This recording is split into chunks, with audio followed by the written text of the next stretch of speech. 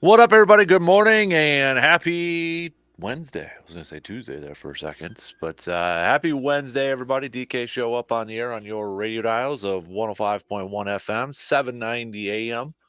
Also available online at sportstalk1051.com. Stream it up over there. You got the app, download, take us on the go. Video stream also up and rolling on Facebook, YouTube, Twitter, Instagram, all that good stuff there. Appreciate you making us part of your start on this Wednesday morning. Game plan for us. Well, another tough night for the Crew, falling to the Padres 6-3. Brewers will try to avoid being swept for the first time this season later on today as they wrap up this series against the Padres. But last night, Wade Miley picking up the loss. He went 3 innings, 3 earned runs, got hit by a ball on the leg there, but stayed in the game. But Brewers just not able to claw back into it. They 4 runs in the first inning by the Padres, and that was pretty much enough. They put a couple more insurance ones on in the seventh there, but Brewers not able to get back into it. Contreras picked up another hit to extend his hitting streak. Yelly was placed on the injured list yesterday before the game 2, retroactive to April 13th. Owen Miller called up to take his place, but well, maybe right now Brewers are that team that's going through a little bit of a tough stretch here at the beginning part of the season, which we knew was going to happen more times than not at this point at this point in time. So, but again, Brewers will try to get the W and avoid this series sweep, and then have an off day on Thursday before the Crew travel again for a road trip. You got 3 games against the Cardinals and then 4 against the Pirates, which right now that Pirate series could be pretty darn entertaining and pretty interesting to watch here. Brewers are still at the top of their division, 10-6. Pirates right behind them though, 11-7. Brewers holding the edge in terms of win percentage. Cubbies just a half game out. Reds 1.5 back, and the Cardinals 2 back. Cardinals now at 500. So every team in the division is at least 500 or better. So we'll talk about this game coming up here. I'll recap the game from last night and talk about this afternoon's game. First pitch at 12:10. Take a look at that. Brewers are going to be going up against King, who is 2-0. Michael King 2-0 so far this season. So, Bucks wise, we know when they're going to play. They're going to play Sunday night, 6 p.m. against the Pacers. But again, don't know about Giannis. I mean, Adrian Wojnarowski, Shams was the first from the Athletic, all saying that Bucks are preparing for Giannis to not play in game one, or they're saying the beginning of the series. So I guess kind of leaving it open to the possibility maybe it's a game or a couple games or something like that. But yesterday the Bucks did practice, and Doc Rivers chatted a little bit with media. Damian Lillard did not practice yesterday. He's dealing with some stuff too, but it sounds like he will be able to go. At least Bobby Portis said yesterday he feels like he's going to be able to go. So, but Doc Rivers saying about Damian Lillard, because he mentioned trying to take Damian out in the second quarter of the game against Orlando. So he didn't feel 100% and such, but Rivers said that we've done all the imaging and all this stuff, so he's good. I can tell you that, but we feel like, and our doctors give him a little bit more rest. He's still doing conditioning and things like that, but we went a lot today, and we just didn't want him out there doing any of that. Um, but yeah, so we got not only is Giannis dealing with some things, you got Dame dealing with some things. We know Middleton has been dealing with some things. Doc Rivers yesterday talking about Giannis, saying he's doing well. He's walking around and looks good. I could say he's farther than we thought he would be, but just not ready yet. Asked if he's still hopeful he could play. Doc said, I'm still hopeful. but I just have no idea right now.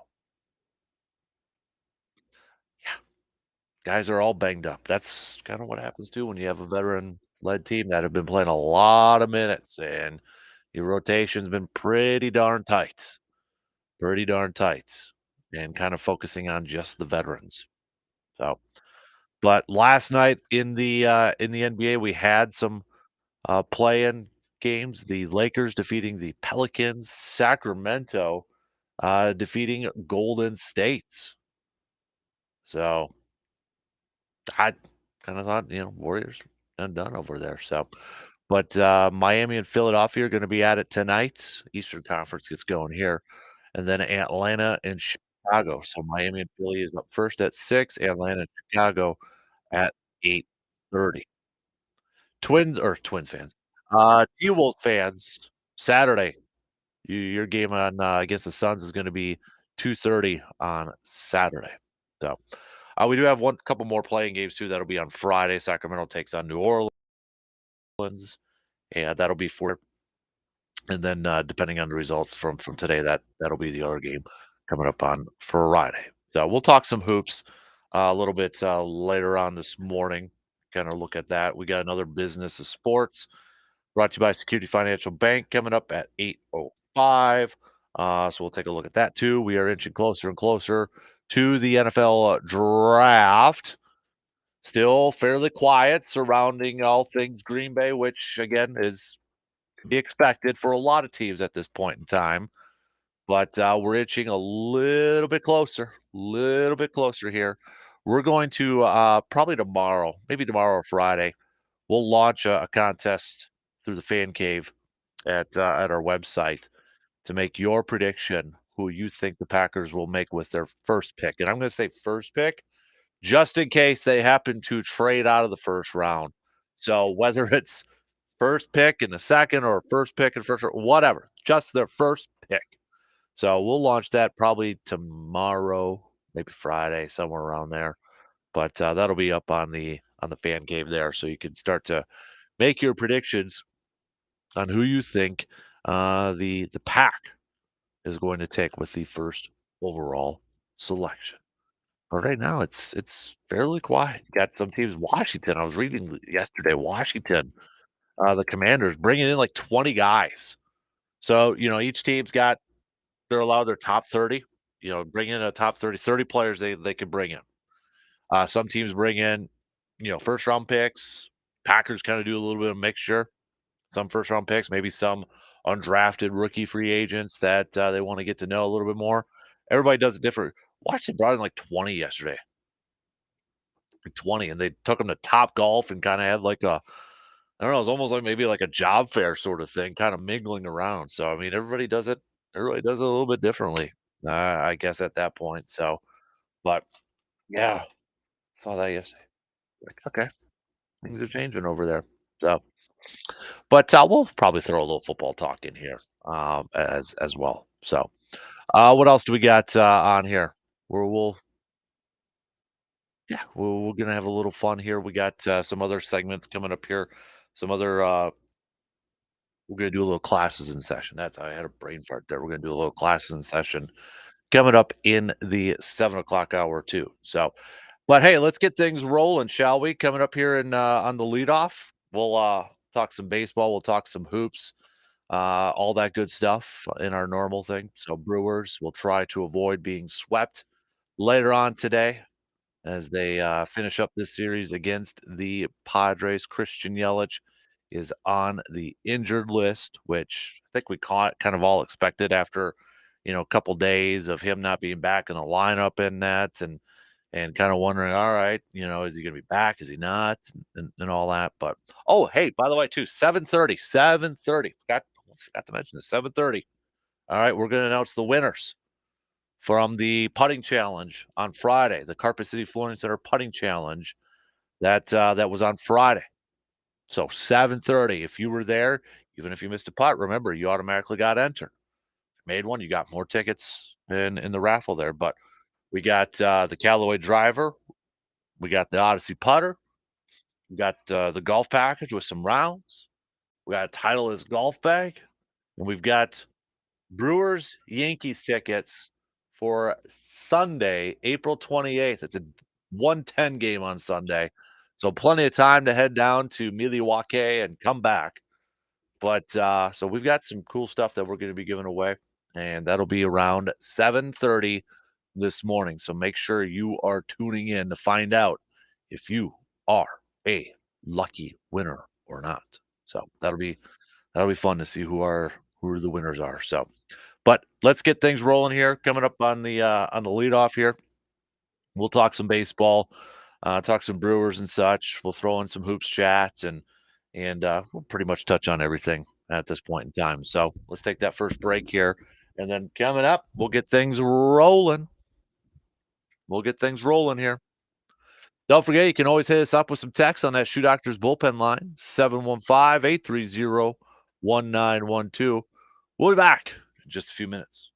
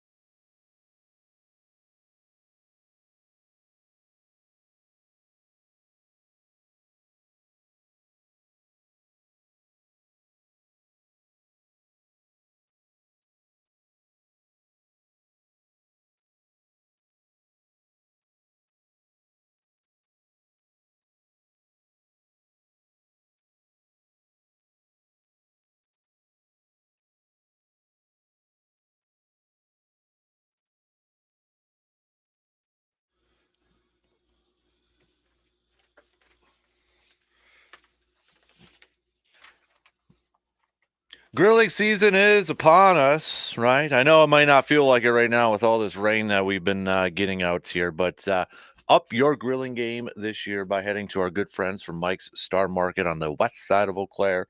Whether it's brats, burgers, chicken, smoking some ribs, or anything like that, you can get the best quality over at Mike's Star Market. As they like to say, deliberately old fashioned to assure quality and affordability. So, if you're looking to maybe put something on the grill, do a little tailgate, do a little backyard barbecuing, no further than our good friends at Mike's Star Market. Don't forget, they've got freeze dried candy over there. You can go and pick up a bag of the Jolly Rancher ones. A dollar goes to Backyard Dreams. Dollar goes to Backyard Dreams. So big thanks to Mike's Star Market for doing that for us. Speaking of Backyard Dreams, and big thanks to everybody who showed out last Friday at the second annual Carpet City Flooring Center Putting Challenge, hosted by our good friends at High V. We were able to raise some money, not only from putts made and money donated by Backyard Dreams or donated by Carpet City to Backyard Dreams, but just the random people making donations to Backyard Dreams. I mean, for crying out loud, that was awesome. That was so cool to see so many people do that. We made about 1,200 bucks for Backyard Dreams just on Friday. So a big thanks to all of you. And now we wanna help. We wanna help. So if you know somebody or something or someone that could benefit from Backyard Dreams, we want to hear from you again. Just go to sportstalk1051.com and click on the Backyard Dreams. If you want to know a little bit more about Backyard Dreams, there's info on that. Or if you want to make an online donation, you can do that too. But if you want to get a hold of us and say, "Hey, I've got a good nomination," or "I got a nomination for Backyard Dreams," this is the way to do it. Just head to our website and let us know. There's some contact info on there, and you can just shoot us an email, and we'll see if we can try to help you out. So, all right, let's get things going here this morning on the leadoff. Brewers falling yesterday to the San Diego Padres, 6-3. Wade Miley making his second start of the season, and got hit by a comebacker, but stayed in the game. But again, Wade Miley just going 4 innings last night. We were kind of wondering, how long was he going to be able to go out there? Were they going to stretch him out and such? But ends up going 4 innings, takes the loss after the Padres put up 4 runs in the first inning. So, yeah, or excuse me, 3 innings. I say 4 innings, 3 innings, uh, 4 hits, 4 runs, 3 earned runs there, giving up a ding or two, and after getting hit by liner there too. Did walk a couple guys too. So, but man, then it was a bullpen game after that. Uribe had to go 1 2/3. Milner 1 1/3. Gating went 1 2/3. After Guerrero could only go a third after giving up a couple earned runs, and then Piumps at the end there going an inning. So yeah, it was kind of a bullpen day yesterday. Like this off day. I know they had one last week too because of the rain there, but I think this probably might be coming at a good time here, especially when you look at the schedule coming up here for the Crew. They're going to go on another stretch run here where they're not going to have any off days unless there's going to be some rain delays here because after Thursday, after Thursday's off day, you got 3 games against the Cardinals and 4 against the Pirates, and you return home right away. And you got 3 against the Yanks. Then you got Tampa Bay for 3 games, and then so I mean, after tomorrow's off day, their next off day is not going to be till May 2nd. So again, another stretch run here. That's why it's kind of important for these starters to kind of help out the bullpen here and go like 6 innings, so they're not taxing out their bullpen so much, which Brewers have done a few times so far this season. Contreras extended his hitting streak though. Picked up another hit, picked up a couple RBIs yesterday. So he's up to 12 game hitting streak right now. But Brewers just 6 total hits, six hits. 3 of them actually. You got to give credit. I mean, if we were gonna, tip our cap to anybody, probably tip it to Sal Frelick. He collected 3 hits at that leadoff spot in 4 at-bats. He's now up to a 328 batting average with OPS of a 758. But you look at Sal Frelick and his last 15 games. Remember, he started off the season pretty darn slow offensively. You know, I mean, he didn't get his first. He got a hit on opening day, but then it was hitless the second day, hitless against Minnesota. So he started off a little sluggish at one point. He was batting average .077, but in his last 15 games, his last 61 at bats, Sal Frelick is hitting 328. And you want to minimize it a little bit more in his last 31 at bats, kid's hitting 387. You're not going to get a lot of power from him, but he might be kind of that ideal top of the order leadoff hitter getting on base for your guys like Contreras, who's hitting hot. Yelly was hitting hot in that three spot, but he's setting the plate. He's setting the table up there right now. And he set the table last night with 3 hits. But you got to give the kid credit. He's playing incredibly well offensively. He had a nice bounce back after a little bit of a slower start there. But that was kind of one of the question marks heading into this year, right? Was how these like second year guys, young guys, are they going to take a next step in their offensive game? Bryce Terang was off to that fantastic, insanely hot start. He's kind of cooled off. He's still, if you look at it, 327. But, in his last 7, I mean, for crying out loud, what's wrong with him? Last 7 games, last 27 at bats, the guy's only hitting 296 right now. But, I mean, that was kind of the things one of the main question marks that we had about this team heading into the season was, okay, how was the Tarangs? How was the Sal Freliks, when Garrett Mitchell and when he's up, or even Joey Weimer or Ortiz, we didn't really know a whole lot about him. How are those guys gonna be at the plate? How are they gonna be able to contribute, from the offensive side? We knew about their defense, we know about speed and all that, but are they actually gonna be able to get on base? And, hey, you gotta give a couple of these youngsters, Terang and and Frelick credit, and even Ortiz. I was reading last night, MLB.com. Let me see if I can find. Did I save it? I think I should. I got to get a better habit of saving some stuff that I was reading. But they did like it was a top 10 rookie watch. It was a top 10 rookie watch, and or like a top 10, maybe how the rookies were performing. But anyways, Joey Ortiz was listed on there. Joey Ortiz was listed on there.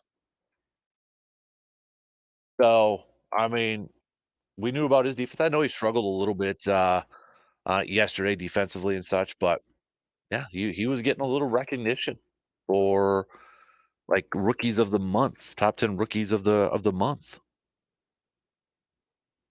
Not Jackson Cheerio, which he's getting all the attention and such. But yeah. Speaking of MLB.com, they've got an article up. Can these 7 teams keep up their early success? And of course, you know, Brewers are listed on there because, right? I mean, they're 10-6 right now, but still first in their division.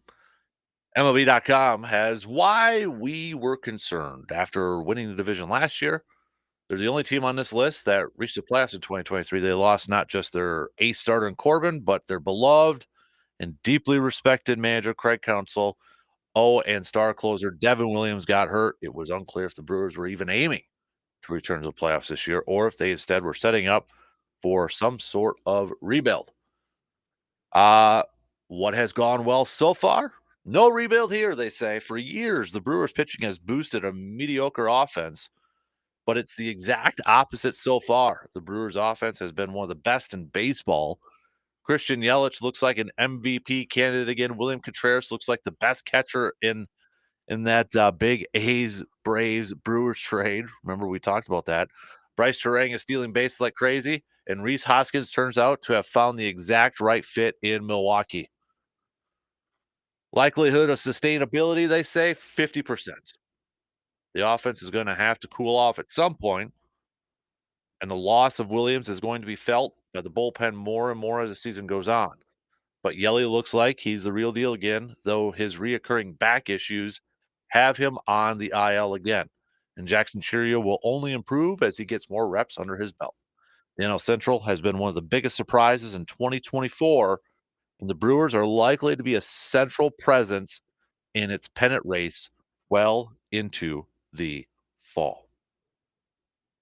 So there's no doubt. I mean, Brewers are one of the early surprises. I mean, you go and MLB Network or all the MLB listed podcasts and such out there.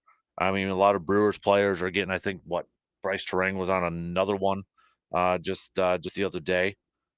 So I mean, you're getting guys that are getting a little bit more attention out there too.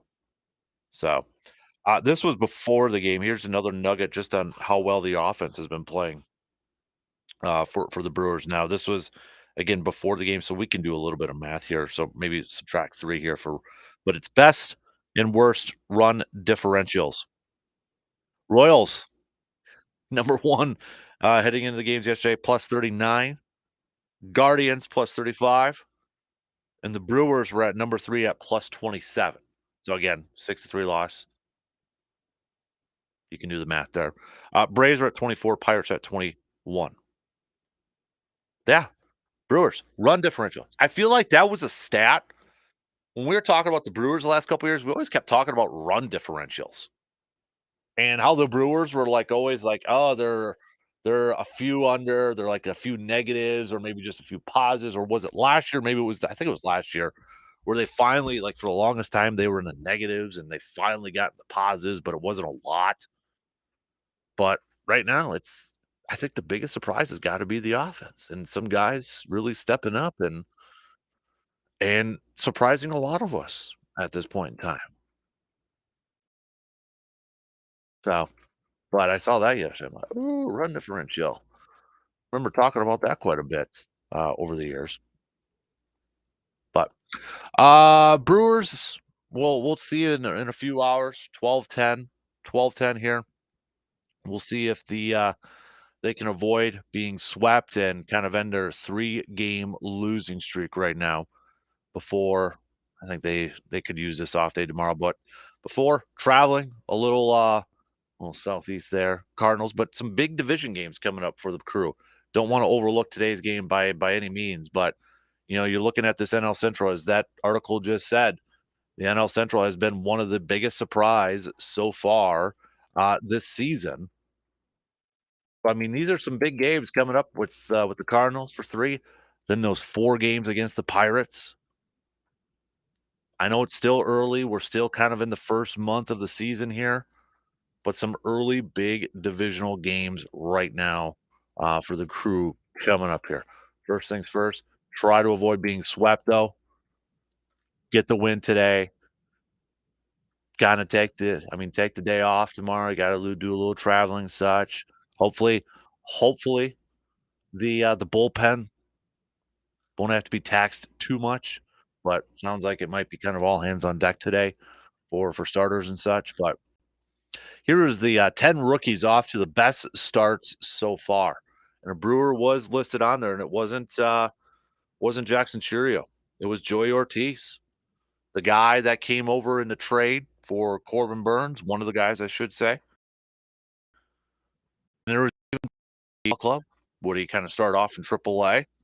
The thought is that he will probably eventually be the new starting shortstop, maybe after this year. But right now, he's been playing third base over there, and as they say, MLB.com, they got him at 9. His slash line is impressive enough as he adjusts to the hot corner full time, but he's really excelled in that plate discipline department. The 25-year-old ranks in the top quintile in chase rate, whiff rate, strikeout rate, and walk rate. So again, we've heard about Joey Ortiz's defense ever since he was a part of that trade and became a member of the Brewers. We've seen glimpses of that. Looks pretty smooth over there. Last night was standing. But for the most part, we've seen the flashes of the leather over there from Joey Ortiz. And but there were some question marks surrounding his offense. And maybe it was just kind of, well, look at the experience, doesn't have a ton over there.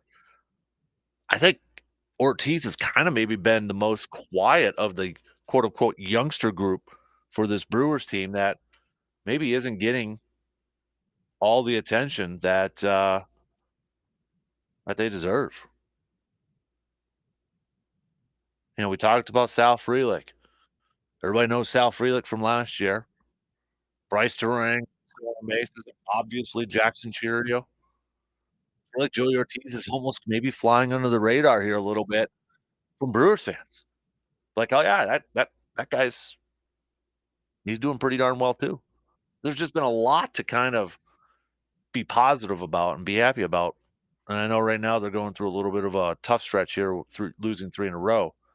But I almost feel like Joey Ortiz has kind of been overshadowed or maybe not talked enough about. Maybe not talked enough about. All right, we gotta take a quick break. Quick reminder, we still got a few spots open for the Casper Classic, though. So just head to, sportstalk1051.com, if you wanna get your team in. We're still taking, some sponsors over there too. If you're interested in maybe being a whole sponsor or any other type of sponsor for the Classic to help out Backyard Dreams, hit me up and I can, send you some info. But, that's coming up on August 2nd. Your two-person team your two-person team at, Princeton Valley. We got multiple tee times, listed up there. Just 90 bucks, just 90 bucks.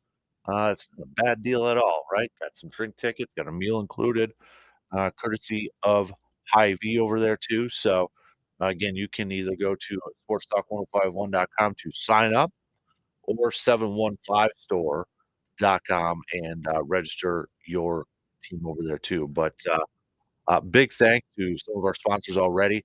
Mentioned Hy-Vee, Carpet City Flooring Center, Park Ridge Distributing, AJM Automotive Service, The Elbow Room, Muldoon's Menswear, Dodge Inn, uh, Edward Jones Financial Advisor, Nikolai, Anna Sellner Agency, American Family Insurance, and Gemco Surfaces. So all right, let's take a quick break. We'll be back to close up the second hour. We'll talk some hoops and such, Bucks updates on Giannis, Dame, game times, all that good stuff.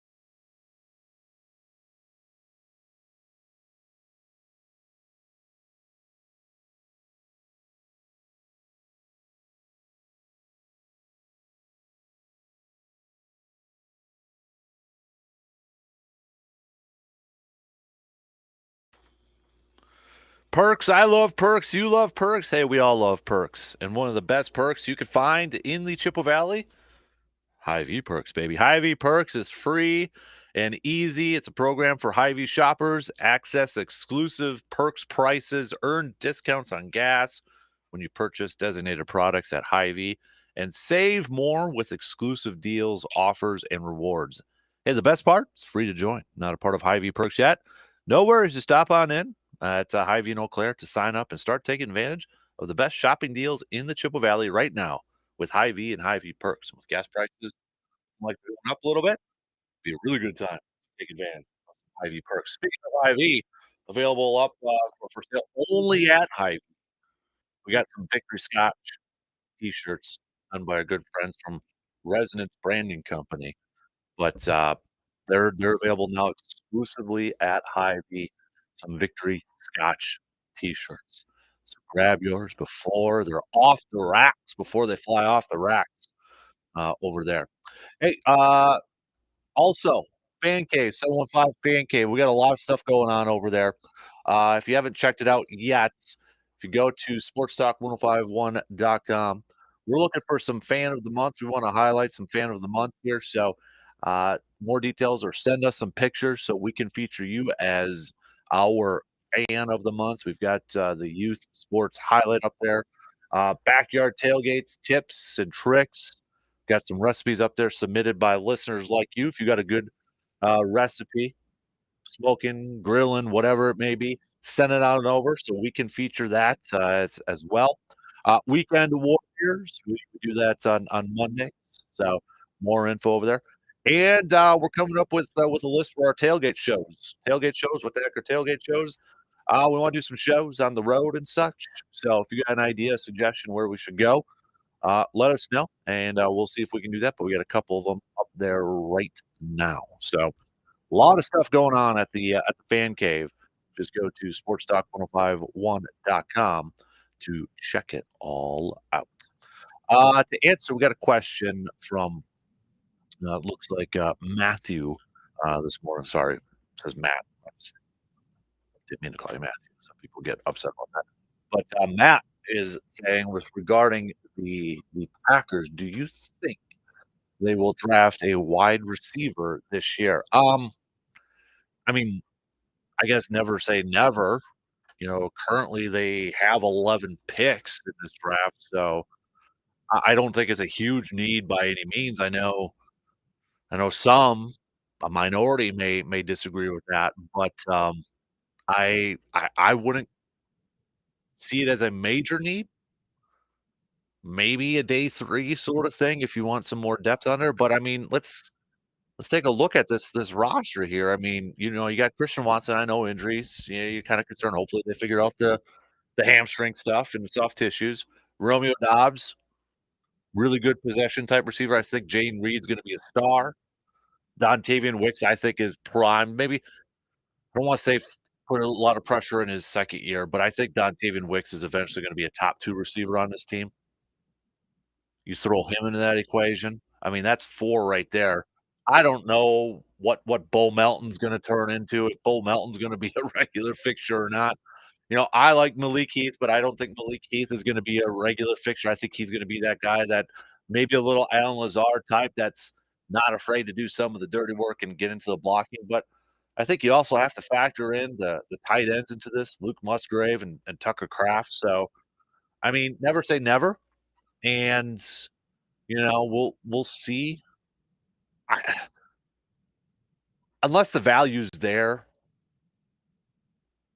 I don't see it rounds 1 through 3, day 1, day 2, but potentially day 3. I could see it. I think they got their top 4. You know, I think they've got, you know, Jayden Reed and Dontavian and Watson and Dobbs. So maybe if they want a little bit more competition at the bottom end of their roster. Yeah, now I'm having flashbacks. We're gonna have this debate about again how many wide receivers they keep. Remember one time they kept 7 because of Janis and such, but you know, I think this time too, you've got to factor in the tight ends in the passing game. I feel like there's other needs or there's other holes that they can shore up as opposed to wide receiver. And I know they got, they drafted Grant DeBose, Mike Corey still on this roster. So I don't see it early. But again, I could be completely wrong. I mean, you look at it right now, they've only got 3 tight ends on here, and I still think does A.J. Dillon develop into kind of a different type of role here? With Jacobs, Jacobs is gonna be more involved in the passing game too, but A.J. Dillon develop into a little bit more of that H-back, fullback type of role. So I think you're gonna see a couple different things, and then Tyler Davis too, but he's on there mostly for special teams. Just my opinion. But, I know there was some talk, would Brian Gutekunst trade up with the amount of picks that he had? He had 11, and I think it was on the Packers website, the team website. He was kinda talking about and he kinda said, to paraphrase it, to sum it all up, how expensive it is to really trade up into the first round, and he kinda gave the impression that he wasn't interested in it unless, he kinda said there was a quarterback, up there, or just this player that they, really, really wanted, but it feels like it feels like that he was kinda giving the impression and again, things could change on draft day, but he gave the impression that don't expect Green Bay maybe to trade up a lot. I don't wanna say not trade up, and it's only just a couple spots. I think mostly he was kinda referring to top 10, top 15, sort of thing, and he's right, it is expensive. I mean, look at some of those teams that trade up big time, to move in top 10, top 5, and all that. It's expensive. It's really expensive, so and I don't know if there's that player that's worth it for Green Bay to maybe, send some future picks for and that. I just they don't need a quarterback, obviously, right? They don't need that. Offensive line is deep in this draft. Safeties, I mean, you got Cooper, and then you got a bunch of potential day 2 picks over there at safety. So I just unless they, really like Joe Alto a ton and want a fixture over at the left side, at the left tackle spot, I can't see it too much. So it was actually from Rob Demovsky. Here's the quote. "I think it's very expensive to do that," said instead of an aggressive move up the order. From what you have to give up to go that far, you're giving up a lot. So unless it's a quarterback or a rare, rare player, I think you have to be careful there. You guys know the numbers, uh, what it takes to get from back in the 20s up in the top 10. You're giving up quite a bit, and you may think at that time that it's the right thing to do.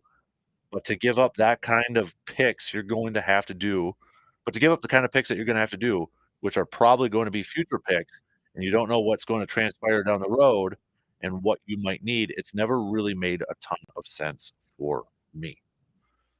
So, he's traded up a little bit here or there, but he hasn't made, the massive jumps up into the first round, and I'd be surprised if he did again.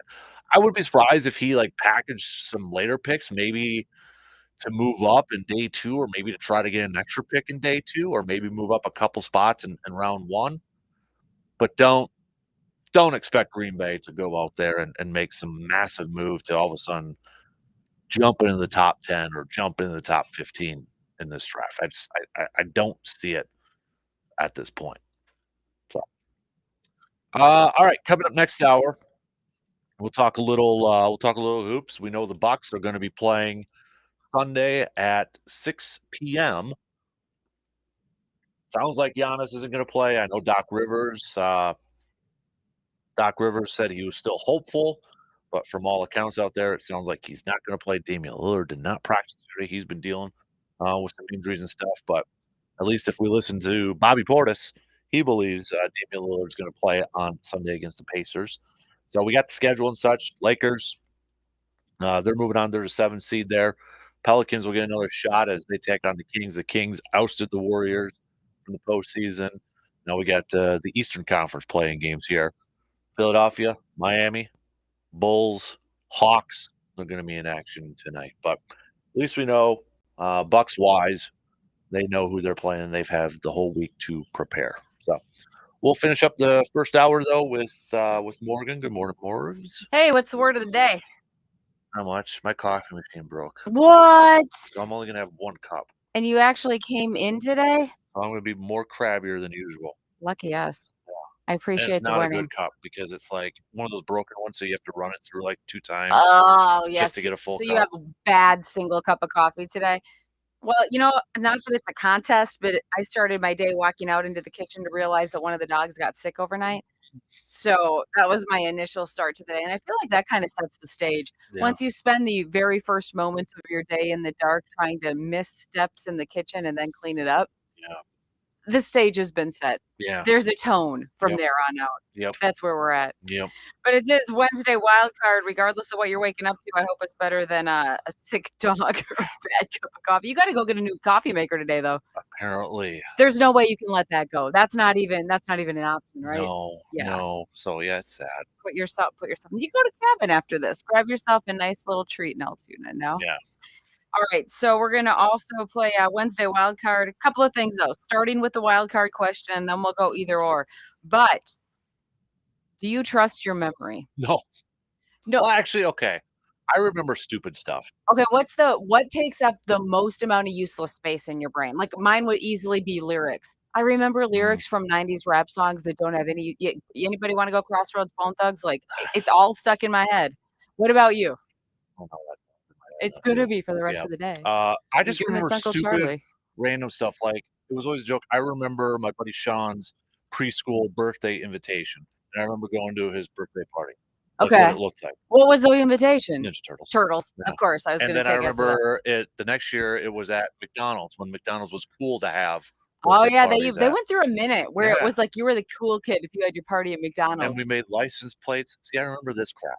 Like you guys were a bunch of convicts? Apparently, it was like one of those ones you put on your bikes, Ha! I never even like heard of stickers and all that. So that. You made license plates Yeah. like tiny little kid convicts. Yeah. So what about stats? What's the I used to, when I was a kid, I could name. So cards, I would remember player's height, basketball player's height. Okay, So but like no, Penny, not any sport, just just Yeah, basketball, like okay. Penny was 6'7", Jack was 7'1", Jordan was 6'6", Scotty was 6'8". Okay. I remember that stuff. So basketball could player heights they take up a lot of useless content in your brain? I think it's just because, I'm studying the cards, and then I could, at one point, I think it was from 1990 to 2001, name every NBA Rookie of the Year. Don't Okay. ask me to do that now because I can't. So your dream job would be Packers history professor, we know that. If you had to go down the line for sports stats, what do you think is the stupidest stat that's kept on record? Because there are some really obscure stats, but I mean, like, a more familiar, widely used one that to you just doesn't make any sense. I'm open to debate on quarterback wins Okay, why? because I feel like if at one point you use a narrative that the ultimate team sport is football, why do quarterbacks then get credited Like Brady right would get the for win, right? wins Okay. and losses? Okay. So if football is the ultimate team game, why do quarterbacks have the win-loss record? That's just the metric that they use for their own yeah. Oh, I can see that, kind of like individualizing the score or the win. Right, because I mean, Because then you might as well have linebacks with the most wins, Right. or, and I mean, I know quarterbacks make a huge difference, but sometimes it's not their fault they lose a game. You know what I mean? Like yeah, like wide receivers with the most wins under their right, belt, or like you have a really crappy defense, your quarterback can throw for 500 yards and 5 touchdowns, but, okay.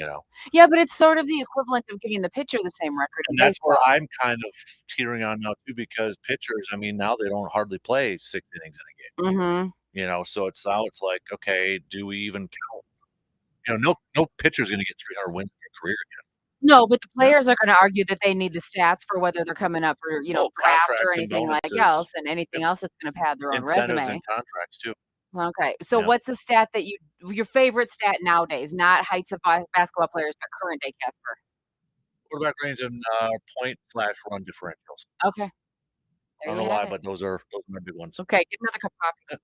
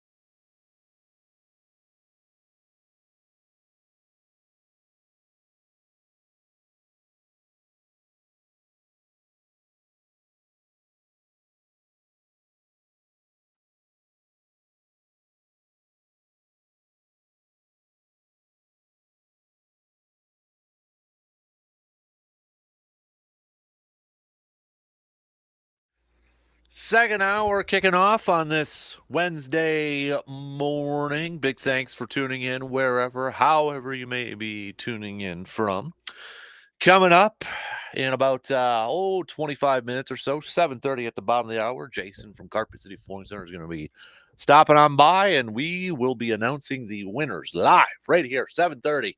Winners from the putting challenge this past Friday.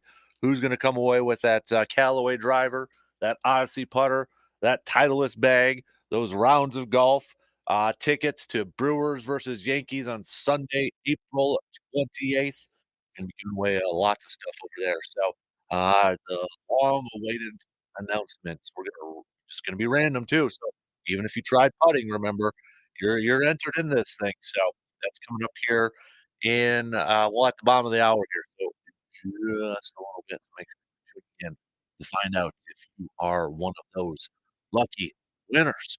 We're gonna do some business, some sports brought to you by Security Financial Bank coming up in about an hour at about 8:05 this morning, 8:05 this morning. So we'll take a look at that. We're gonna talk probably a couple different things on here. We're gonna do a little bit about the Masters. Numbers were down for Masters ratings. Gonna talk a little WNBA, Caitlin Clark's jersey sales, and the NBA um, play playoff play-in and numbers. I was just reading a little bit about those and what some of the money the networks make with that too. So speaking of hoops, we will talk a little hoops coming up here now that we know some of the game times and such for the first games. I guess we know first few games for the Bucks and such. So we'll go over that in case you missed it a little bit earlier. We'll definitely get back to some more baseball talk as well. Brewers will try to avoid being swept later on this afternoon. First pitch for this final game against the Padres at 12:10. Then an off day tomorrow for the crew before they start off another road trip. 3 games against the Cardinals, 4 games against the Pittsburgh Pirates. So, we'll get to that. I know a couple of you have already, thrown a couple more, football questions, draft questions my way. I'll get to those a little bit later on here. NFL draft beginning next week. Reminder too, for the first round of the NFL draft, we're gonna be doing a live chat through our group Facebook group page. So, if you wanna join up, Man Cave Conversations, look it up, request to join over there, and, through the first round of the draft, we're just gonna have a live chat, so we can talk about, all the picks and such, kinda go back and forth, and all that should be a lot of fun. So I know a lot of you have already, just recently joined up, so, make sure you do that. That'll be next Thursday for just the first round of the draft. I know a few of you have been asking if we're doing anything this year, for the draft. We're gonna do an online chat, for it this year because, well, to be honest, Hudson wants to watch it with his dad. I won't be around next year because he'll be in Green Bay, so gonna watch it, with Hudson after his baseball practice on that Thursday. So this is the way we can all kinda just hang out in our own man caves and watch the draft and kinda chit chat back and forth that way too. So, all right, let's do a little, classes in session to begin, this second hour here. And the other day, it was Jackie Robinson Day, right? Remember that, back on the 15th there? So it's kind of a little, pop quiz sort of class is in session. Luke is gonna be my student here. Let's see how well he knows his baseball history. Luke, what was Jackie Robinson's first hit? Like with single, double, triple, Yes, what was it? not a home run. Um, I almost want to say triple. Was it a double? It was neither one of those. It was a bunt. It was a Oh, bunt single that happened this day in 1947 on April 17th. So he didn't get a hit in his first one, but he got a hit on April 17th. So he bunted for his first hit. There you go. How mhm. about that? Using his speed there. And he scored Huh. on that as well. So yeah, Jackie, little fun nugget trivia there for you. What was Jackie Robinson's first hit? It was a bunt single. How about that? Bunt single. Yep. Kind of almost fitting too, right? Yeah. Like, Based off Jackie Robinson's play style, I right? mean, I can envision him running. Mhm. that makes any sense. You can't always do that with anybody. He's got a certain style. Right. So, yeah. Yep. So I saw that. I'm like, "Ooh, that's like a good little trivia It's a thing nice right one. there I like too." that. So, just kind of other some random stuff here. This day in 1892, since we're on a little bit of a baseball kick, this is kind of a random one. This day in 1892 was the first National League game to be played on a Sunday. Wow. 1892. And National League had been around for about, what, 20 some years, close to 20 years before that. But it was at Sportsman's Park in St. Louis. The Reds beat the Browns 5-1. Interesting. So the first Sunday National League game. I mean, I guess it makes sense given that Sunday tradition was Don't do anything. Right. It's, Yeah. it's the Sabbath. And I mean, a lot of people still won't take that day off, but that was more Some of a businesses wide. don't even open. Right. Yeah. But that was a much wider thing back, especially in the 1800s. That makes sense. Mm-hmm. Cool. So there's another little fun random nugget for you all over there. So Interesting. little baseball ones there too. So all right. So we've got some NBA hoops schedule notes to get to you here. But first up, last night we saw the Lakers defeating the Pelicans. So the Lakers get the 7 seed. Now the Pelicans will take on the Kings. The Kings defeated the Warriors last night, but it'll be Pelicans versus Kings for that 8th seed over there. Remember, it's kind of that funky thing. 7th, 8th. So the loser of that 7-8 game, which was the Pelicans and Lakers, loser then plays the winner of the 9-10, which was the Kings. Remember that for tonight's games with the Eastern Conference over there. But Lakers moving on. Sorry, Stephen A. Smith. They did not lose on purpose, so they would avoid the That was Nuggets. Greeny. Or was it Greeny? Yeah. I thought it was Stephen A. But no, okay. Greeny. Somebody from ESPN said that. So. See, Greenberg is the one that's more likely to have the takes. Again, kind of like what I was saying last week. Stephen A. Smith's takes aren't usually that wild. But when Mike Greenberg comes in with a take, there's about a 40% chance it's going to be wait, what do you want to do? And yeah, it was.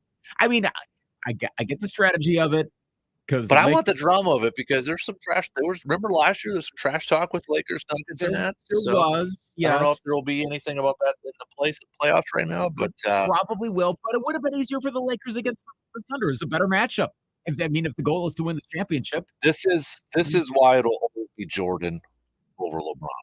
What you just said, it'll be easier for the Lakers if they would have played the Thunder. Yeah. Would Jordan have ever been in a play-in game with his teams? No. Or if he were, would he then want to lose the game to win another game, to lose this, to win that? It just boggles my mind. We're talking about a team that has LeBron and Anthony Davis and Russell, and we're talking the last couple of years of play-in games right now. I struggle to see Jordan playing in play-in games, to be honest with you. I don't see that. I don't see that. Could be completely wrong, different errors and such. But what you just said right there, going up against the easier team, you can't. I don't think you could ever say that about Jordan. Like Jordan going up against the easier team. Yep, Michael Jordan's going to try to throw this game. So what? Yeah. Ponder that for a second. Yeah. And yes, I know you can insert gambling, blah blah blah. No. Jordan would never, ever throw a game for any reason on the court. He will try to kill you. Yeah. But now I was just thinking about that for a while. So I'm glad you brought that up because I'm just like that to me is why it'll always. That's one big reason why it'll always be Jordan over LeBron. Mm-hmm. Now, how much do we know if there's two ways of looking at this. Do we know that the Lakers really kind of wanted to do that and that the Pelicans, the Pelicans almost came back too in the game last night post Zion injury? Or is this more, again, the hot take industry of, you know what? But that also leads to the notion of you could put it on the table to consider that. Like, would you ever suggest of the Bulls, the Jordan Bulls, that they should lose a game? And again, different sports media culture. We didn't have hot takes back in 1993. Hey, maybe the Bulls should throw this against the Cavaliers so that they can get a better. We didn't hear that back then. Someone may have spouted that off talking to their friends, like, you know what? Right. But that never made its way to ESPN's morning show. No, it was never on Get Up. Yeah. Yeah, you never heard about it as much as you do in the media now.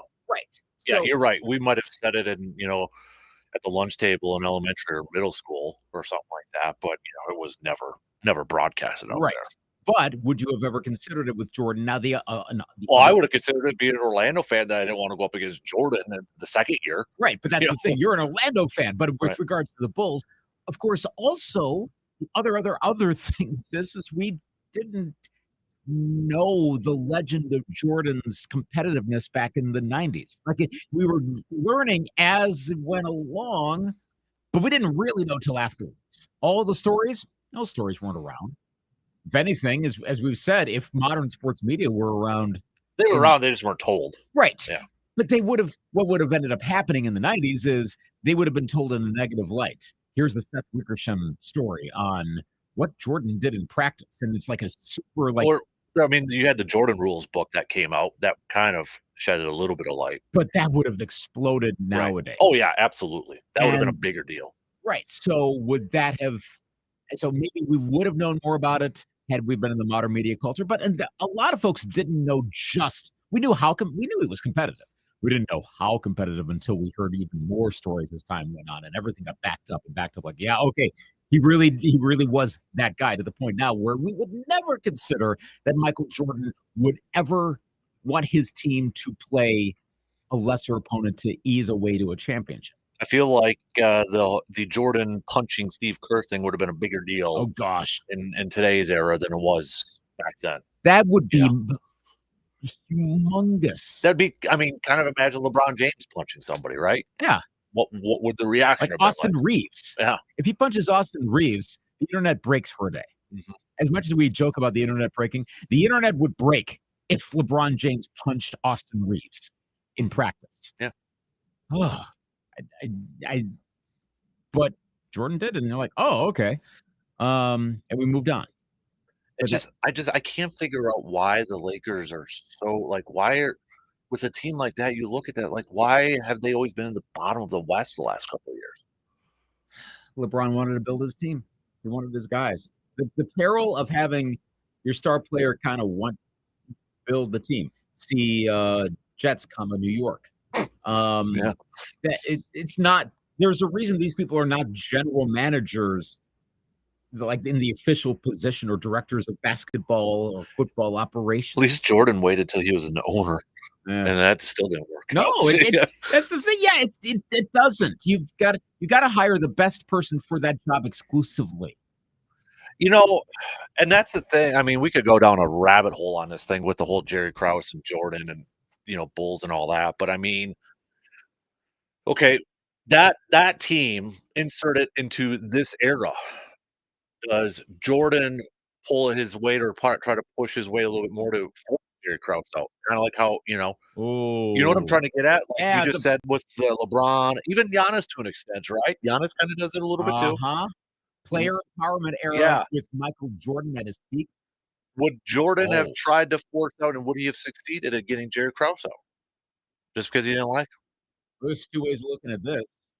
One is that does he do that, and thus the Bulls era continues with the quote unquote 99, 2000, 2001 seasons? Um, almost certainly.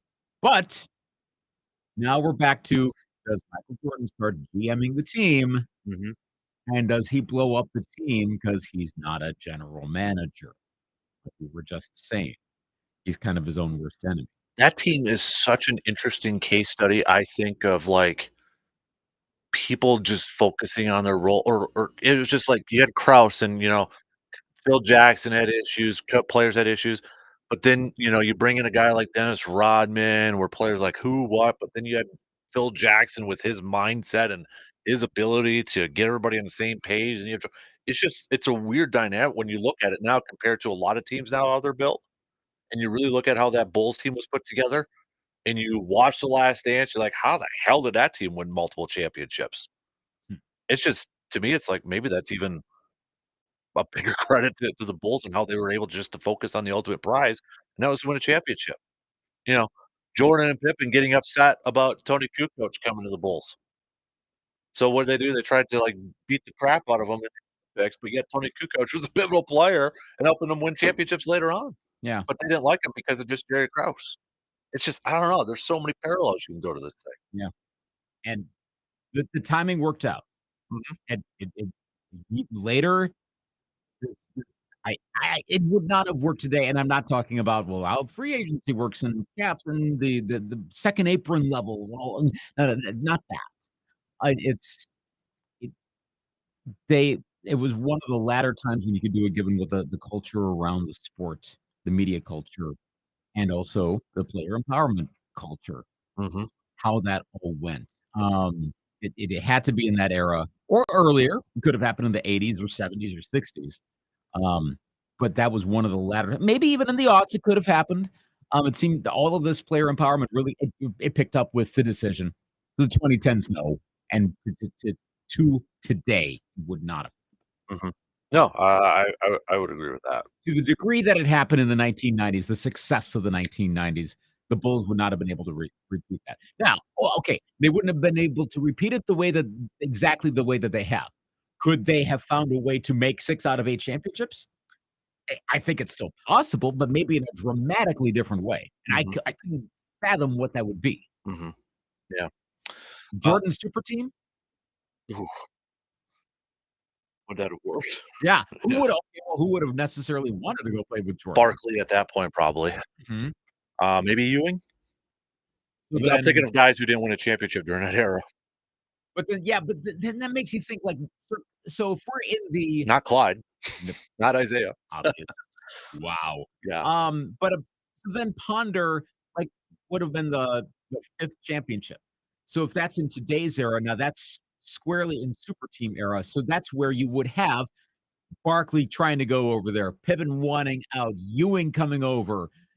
Would that team have necessarily won the championship? Luke Longley was so pivotal to their championship, so Mm. probably not. Just tongue in Mhm. cheek, but yeah. He has a similar first name to me. I don't know that they would've. That's the thing, 'cause, you have all these people wanna play with Jordan, and Jordan would want his guys, It's and just you those start Bulls losing. teams, those players knew their roles Mhm. so perfectly, right? It was just that's where it was like Dennis Rodman was just like that's to me, it's like almost like a Patrick Beverley in a sense where it's interesting to see some of those players, when they're younger, of course, they wanna you get into basketball not to just play defense all the time. You wanna shoot the rock, you wanna be a point scorer, right? Now you got guys like Dennis Rodman initially, I mean, he would shoot the rock and be a point scorer, Pistons and all that. But then how they developed, like, "No, I don't need to shoot. I'll just play defense and grab some rebounds and that sort of stuff." Guys who know their roles to extend their careers. Mhm. It's just that Bulls team knew what they were supposed to do to a T.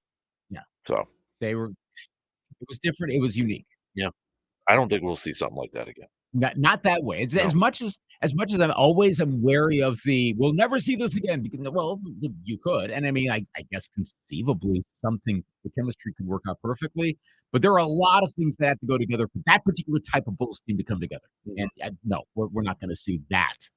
Yeah. Richie, says at this point of MJ's career, he was missing the playoffs in Washington. So that I would argue you can't compare Washington versus Lakers in terms of talent.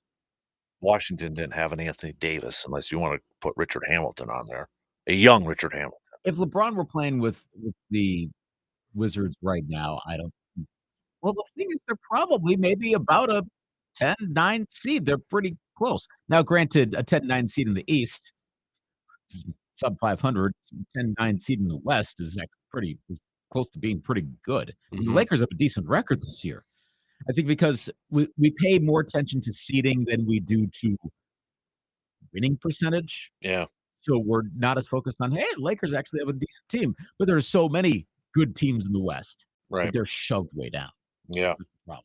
yep.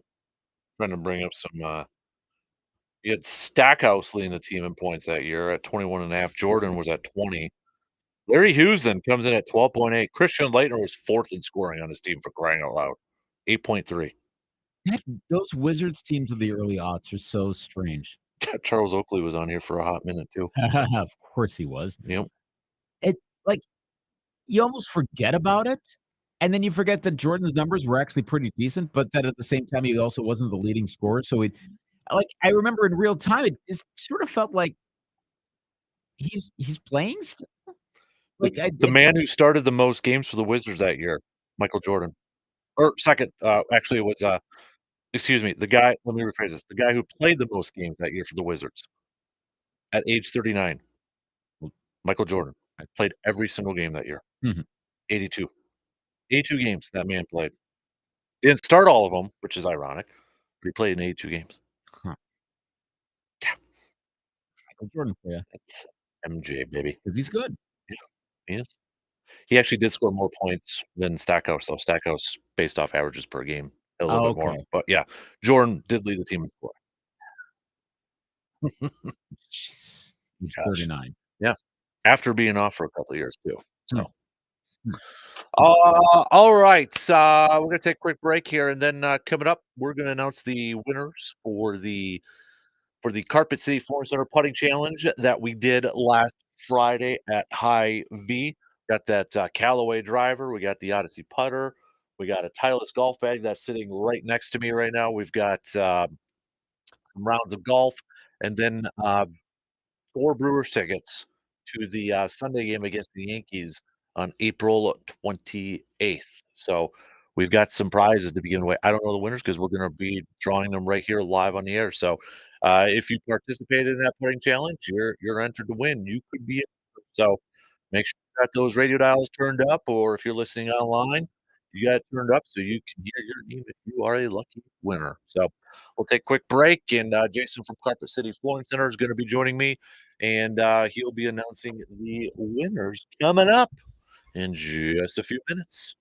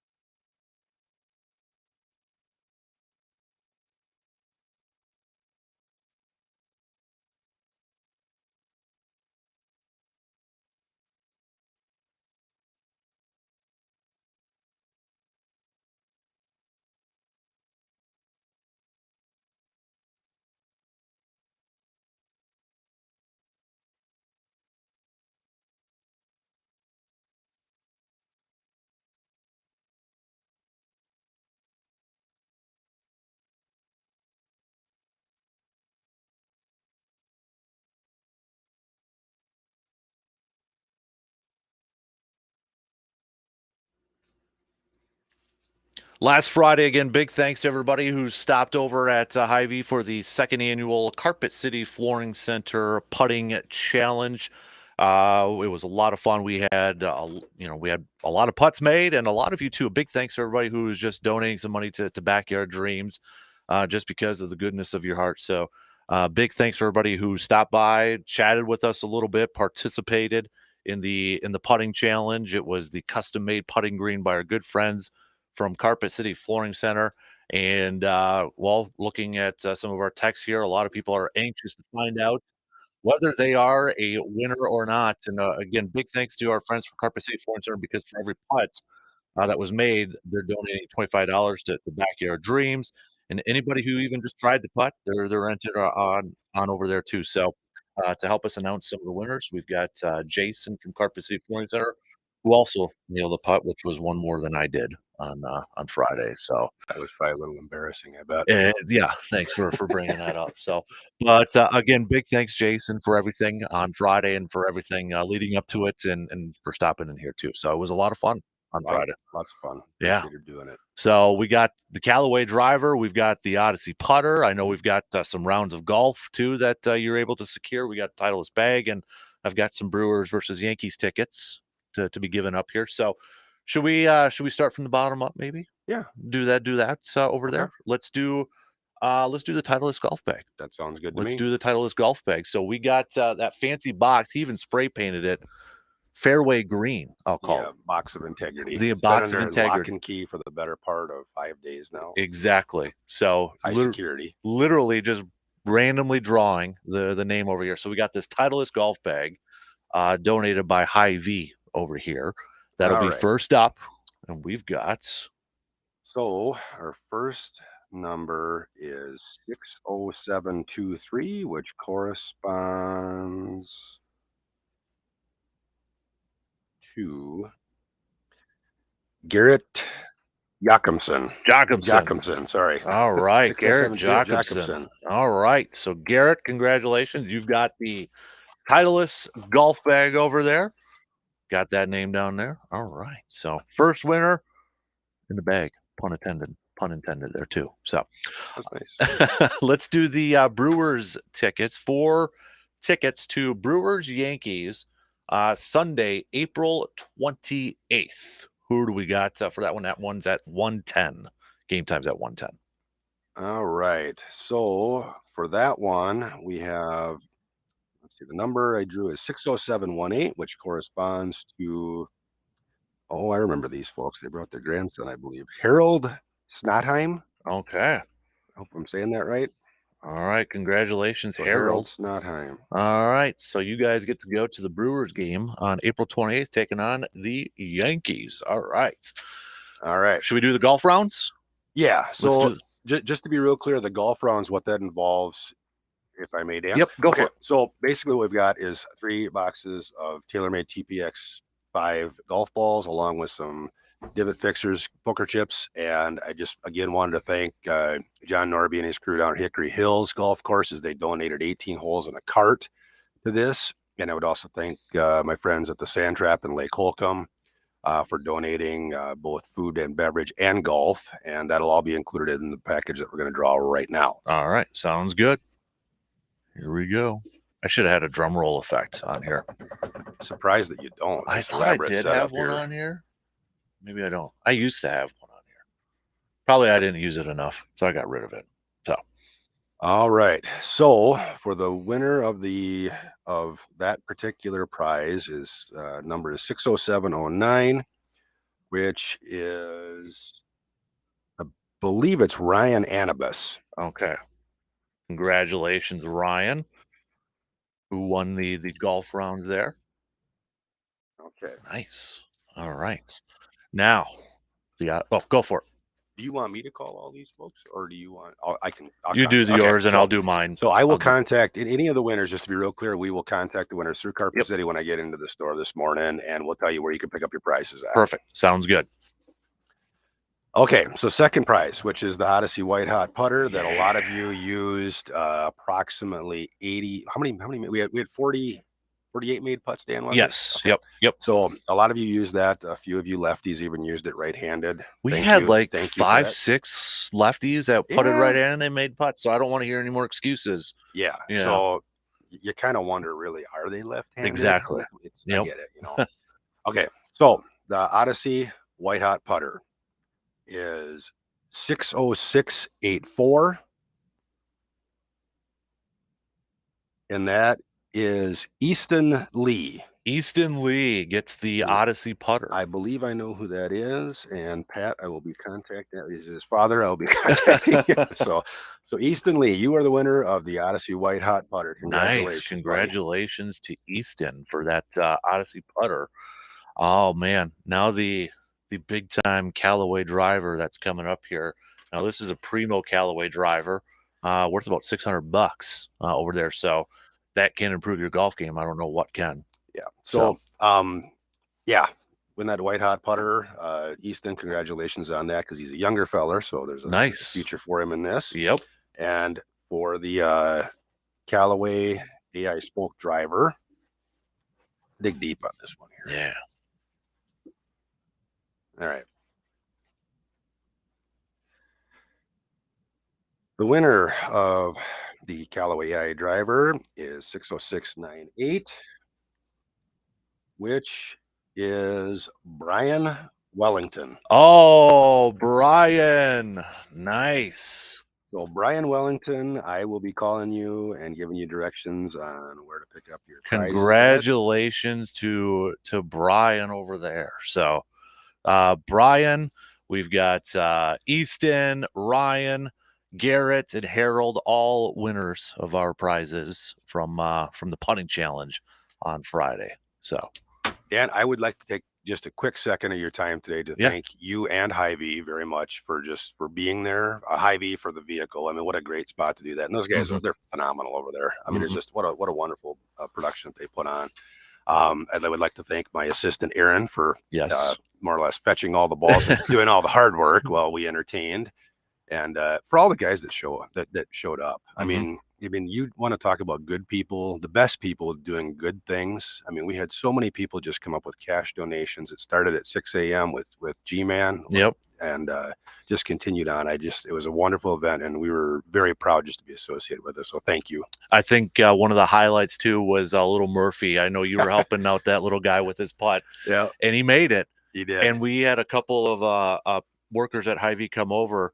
They heard everybody's reaction from the other end of the store when Murphy made that. And Bob interviewed Murphy on the radio there too. So someday that young man is going to tell his kids how he got interviewed by the Bob Wilson. Someday. So that was cool. Great. We had like a gallery going too, so it was it was cool. It was a great time. I can't wait for next year. Absolutely. But no, big thanks to you guys too for all the support and for doing this for us too. Oh yeah, and I owe you a check for $900 for Backyard Dreams. Well, so to all of us who made a putt, thank you to all of us, and thank you to Dan and Brandon and all the other guys who showed us the way. Oh boy! So Jason, thank you so much, buddy. We appreciate it. We're going to take a quick break, and we'll be back to finish up the second hour after these quick words.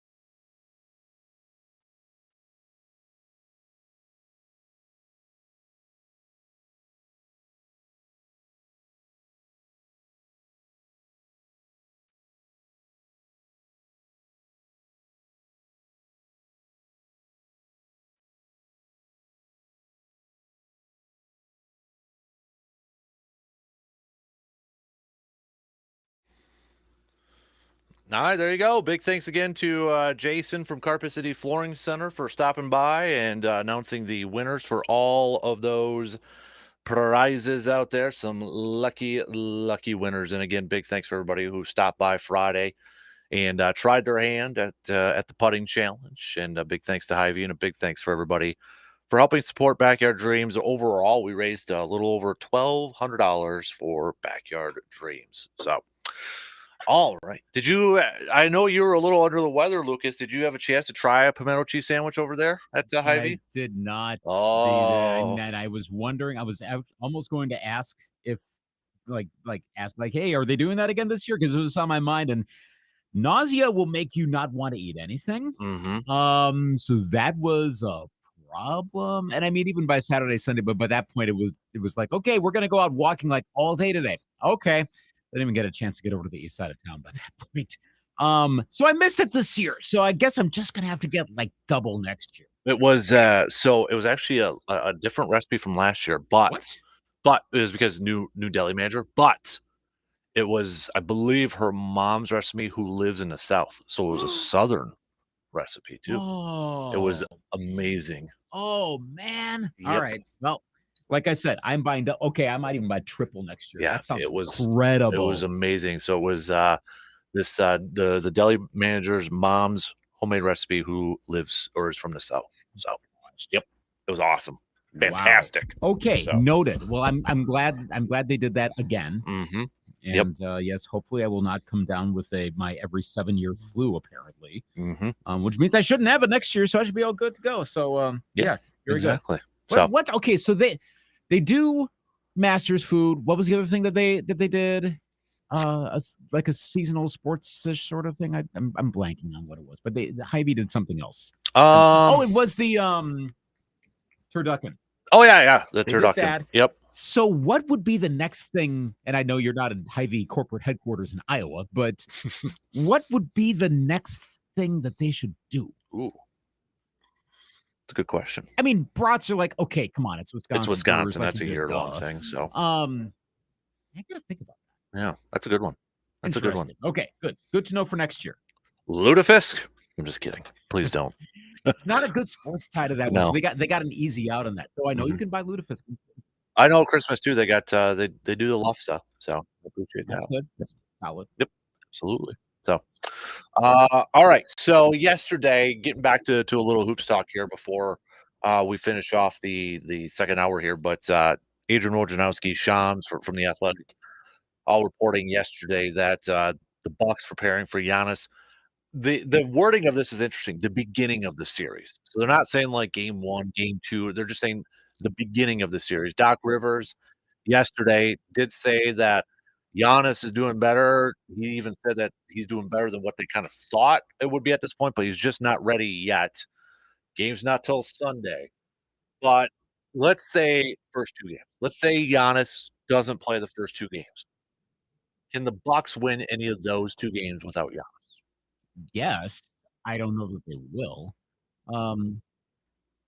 I like the Pacers' advantage was earlier this season, and they were somewhat of a different team back then. The Bucks were a different team back then. Ironically, a more winning team back then, but probably not as complete of a team, not as good of a transition defense team back then.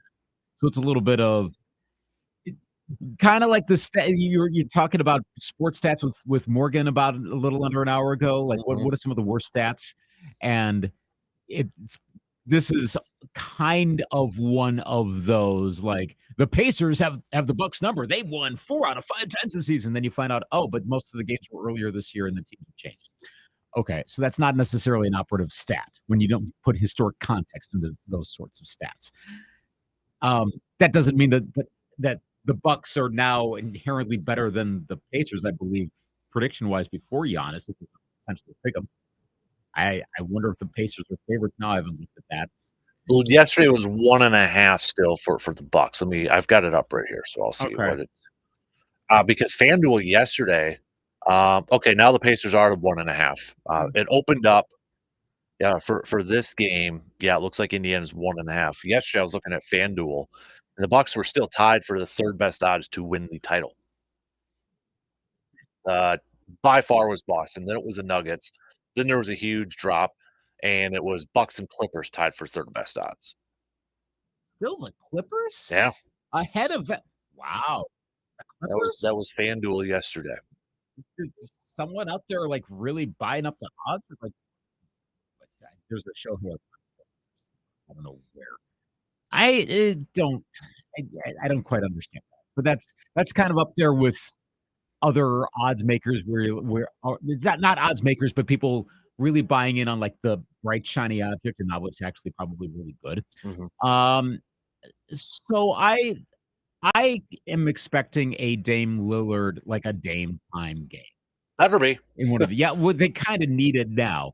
Um, barring another injury to one of the big 3, like, if Middleton goes down, okay, forget about it. But I think they get at least one of the 2. It's very easy to be like, "Yeah, Bucks are out of this series already. Let's plan for next year." And are we already start gonna I mean, the rumors are already starting to bounce around about Giannis wanting out or Dame wanting out. I've seen some very slight hints about that, Maybe that's but where I saw the Stephen A. one where he said that the Bucks should trade Dame if they lose.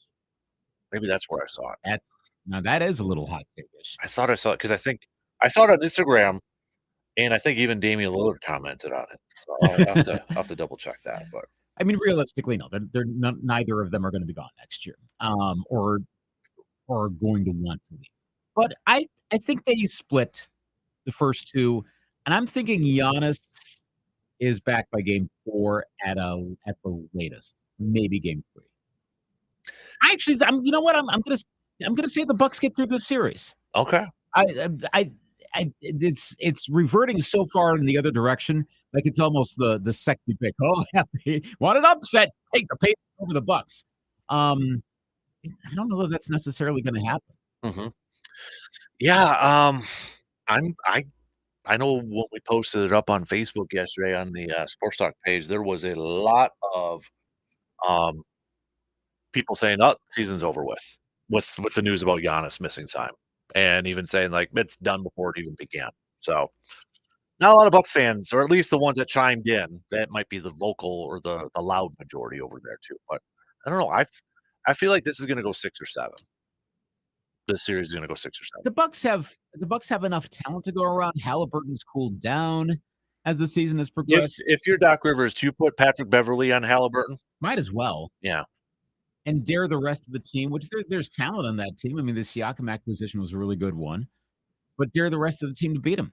I think there's way more experience in the Bucks, and I know that the end of the season was so strange. That also contributed to that around 500 Doc Rivers era record for the team. I I think the Bucks play different in the playoffs than what we saw over the last 2 weeks. I feel strangely confident in this. Ooh, okay. Yeah. Not to the point of the Bucks going on a run here and they're gonna win the championship, but I think they're gonna be better than we've seen. Don't I also wouldn't be surprised if they're down 1 game to none, but I think they're gonna and I'll go so far as to say I wouldn't be surprised if they lose game 1, win game 2. Okay. My predictions also are usually nowhere close to being accurate, so don't take anything on that. Mhm. You're using that to bet, please check in somewhere. Please, because my predictions are not good. No. I don't know if it's homerism, but I feel like the Bucks are gonna get through this series too. Um, I do feel like I think they're gonna split these first 2 games in Milwaukee. I think it's gonna be a split. And then I think, yeah, Giannis is gonna be back around game 3. And the numbers, I mean, Giannis and this is the thing too. Last time Bucks and Pacers have played against each other was January 3rd. It's been a hot minute. But Giannis has been so dominant in those series. He's averaged over 40 points per game in those games against the Pacers. Mhm. Can the Bucks make up that amount? Do they need to make up that amount? Because their defense has gotten a skosh better, a little bit better, especially in the transition part. Indiana's still the highest scoring team in the league, but is the Bucks defense now Bucks are top 5 scoring. Indiana's the 4th worst in opponents' points per game. Bucks gotten a little bit better. Is that the difference in this one? Mhm. And how much of a difference is it, though, with no Giannis either too? And again, let's remember this is the first round series. Games are spread out. I mean, the first 2 actually come pretty quickly, but then there's the 3-day or 3 days from game 2 to game 3. That'll give time for Giannis to come back a little bit more. Yeah, I'm gonna predict Milwaukee. And how many? So you know it's gonna be one of 2. It's gonna be 6 or 7. Right. Yeah. Which one? I'm gonna say in let's go 6, 'cause if Giannis is back by game 3, they do it in 6. Okay. If it's game 4, it's 7. Okay. It depends on that. Yeah. I can see that. Yeah, I can see that. But just and then you got the Dame thing. He's dealing with a bunch of stuff too. He didn't practice yesterday, which people were freaking out. Bobby Portis, though, said that he thinks he's going to play. But he's been, Dame's dealing with an Achilles too and a groin. But isn't this the issue though too? When first of all, you don't take care of business when you should have, right? Mhm. Washington, Memphis, Toronto. Mhm. Take care of business there. You might not have had to have played these last couple of games. But it's also the issue too when you have a rotation of just veteran players. Gonna wear on them a little bit towards the end of the season. Mhm. I mean, this is by their own doing at this point. So were they also not going 100% knowing that they needed to save more for the playoffs? Apparently Doc was gonna take Dame out in the second quarter of this Orlando game Hmm. because he wasn't 100%. I Now mean, it goes to the question, did they and I know Doc was kinda talking about this before the game, was there a benefit for them where they thought, "Okay, if we're the 3 seed, at least we have a week to prepare for who we know we're gonna play." there is that. Um, Scouting, I guess. Maybe you're figuring that the Knicks are in a tougher spot without Randall, with the injuries that they've had, and thus you're figuring that you're gonna end up playing their opponent in the second round if you get past the Pacers, and you would have home court advantage over that team, I guess. Mhm. I mean, that's doing a lot of theorizing, but maybe that's the thought that, 3 seed's not that bad, actually. Uh, Trying to find silver linings here, but, you can make some explanations for that. It's still tough. Like, again, if the Pacers win in 5, wouldn't shock me. Maybe that's because I'm still thinking of, like, last year with the Heat series. Um, Or what we saw Bucks Pacers earlier this year too. that too. I mean, we had that conversation at the beginning of the year. If it's Bucks versus Pacers in the playoffs, how you feeling? And probably a lot of Bucks fans had that same feeling Yep. if it was against the I Heats. remember, years I think I past. asked that question, like, "Do you wanna see the Pacers in the playoff?" Like, again, teams are different now, but, yeah, I think they ultimately win this. I know when you start seeing everyone make their picks, there's gonna be a lot of Pacers picks. I'm gonna go with Bucks. Mhm. I'm not saying, like I said, I like the Bucks, and I'm not a diehard fan, but this is not homerism. I think they ultimately do get by Indiana, unless there's major injury stuff with Milwaukee, but I mean, that applies across like, if Halliburton completely goes down, okay, yeah, sure, then the Bucks are easily gonna win this series. Mhm. Really quick, we could probably hit it up a little bit more in the next hour too, but confidence in your T-Wolves going up against the Suns. Not. I mean, this is a bad matchup. And now here, the Suns have had their number up until very recently too, going back several years. This is very gonna be very competitive. But, so yeah, after all of the think about it this way, after the Bucks and Wolves at certain points this season looked like they could be NBA finals competitors, and both teams could be out in, like, 5 games in the first round. That is a very conceivable note. In the Wolves' case, it's because they're hitting a team that's getting hot at the right time. The Suns might be the hottest team in the NBA right now. And the matchups aren't good. They seem to know how to neutralize Anthony Edwards. Oh boy. But I also don't know how much I trust the Suns super team to fully come together at this point. And the Wolves are gonna have at least a couple wow games in this series. So I think the Wolves get by them, but I'm not entirely sure about that. Alright. Yeah. At There least if they lose, it'll be to a good team. It's not gonna be like I a was gonna say weird there's some good matchups in the first round, right? There are. There's some really good matchups, I think. Across the board, there are some good ones. Yep. All right, 2 hours in, we got 1 more to go. Coming up next, we're gonna do a little business of sports. Coming at you after these quick words.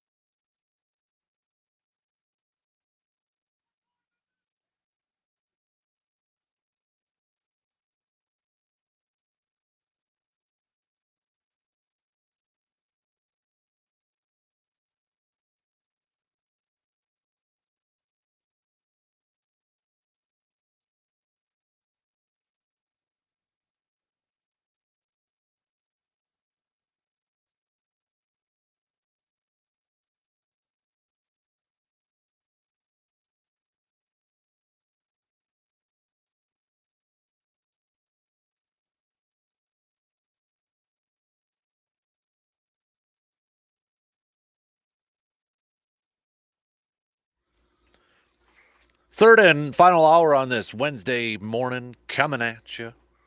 Big thanks for tuning in wherever, however you may be tuning in from.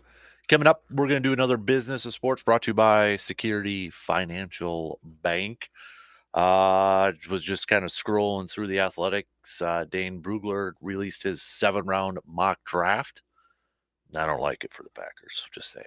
So this is actually the first time in forever that I'm actually excited about mock drafts because of what the Vikings going to do. Like, I'm legit interested in this. What does he have? For your Vikings, he's got them trading up to get J.J. McCarthy at number 4.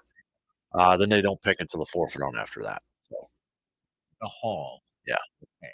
So JJ. For Green Bay, he's got Jackson Powers Johnson, the center from Oregon, Darius Robinson, defensive lineman, the second or the first pick in the second round, pick number 41 overall. So Edrin Cooper, linebacker, Kalen Bullock, safety from USC is next on there. So, but, I don't know if you had a chance.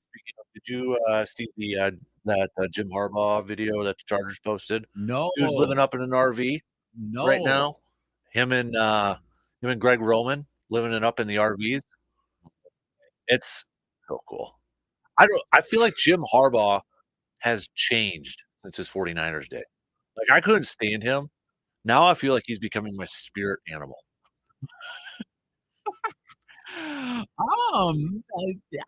Maybe. I guess I could see that. Let me play it. All right. Let me play this here for a little bit. So yeah, he's living it up in an RV park. Oh, I see it, but yeah, go ahead, play it for the people. All right, here we go. So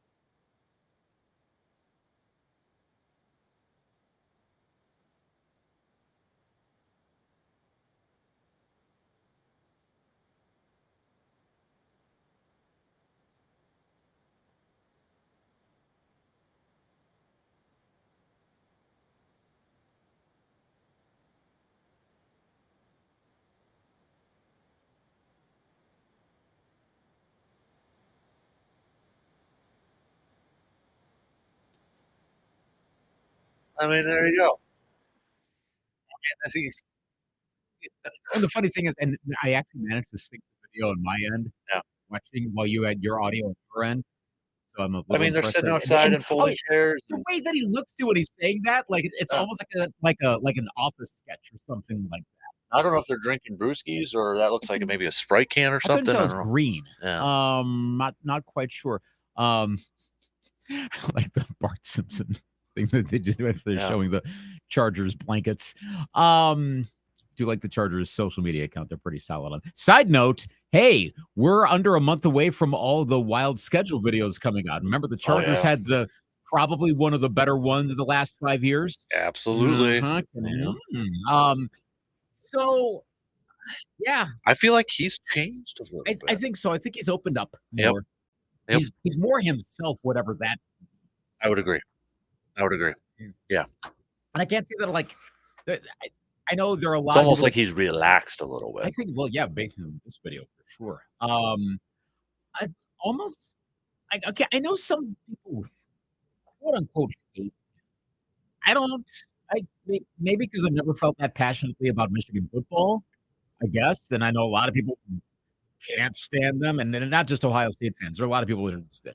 I don't know. I've been like, okay, fine. I'm a little more ambivalent on all things Harbaugh. And the goofy stuff I kind of do like. Maybe that's because you don't usually see weird in sports. There's so much that's so serious. Yeah. I think we've talked about this before, that sports is, and especially sports culture, has seemingly gotten more serious. You can't just be like goof off about something, then like, what's wrong with you? And what does this mean? And all. He's like, okay, cool. I'm going to live in an RV for a little while. Yeah, we got that. We got, Mike McDaniel's kind of the same way, Exactly. Like, that I like that sort of stuff. Like, no, you can take the job seriously, but this is not life or death. It's a freaking game. Come on, this is entertainment. Okay, if you can pull off both, do it. Yeah. And I'm glad that they're doing that. I appreciate new America's team, the Los Angeles it Chargers. because they don't have any fans in Los Angeles. Nope, exactly. Might as So, well go across the country. all right, let's do the business of sports brought to you by Security Financial Bank. We're going to hit up a couple of things here. First off, the ratings are in for the Masters, and they are down. They are down.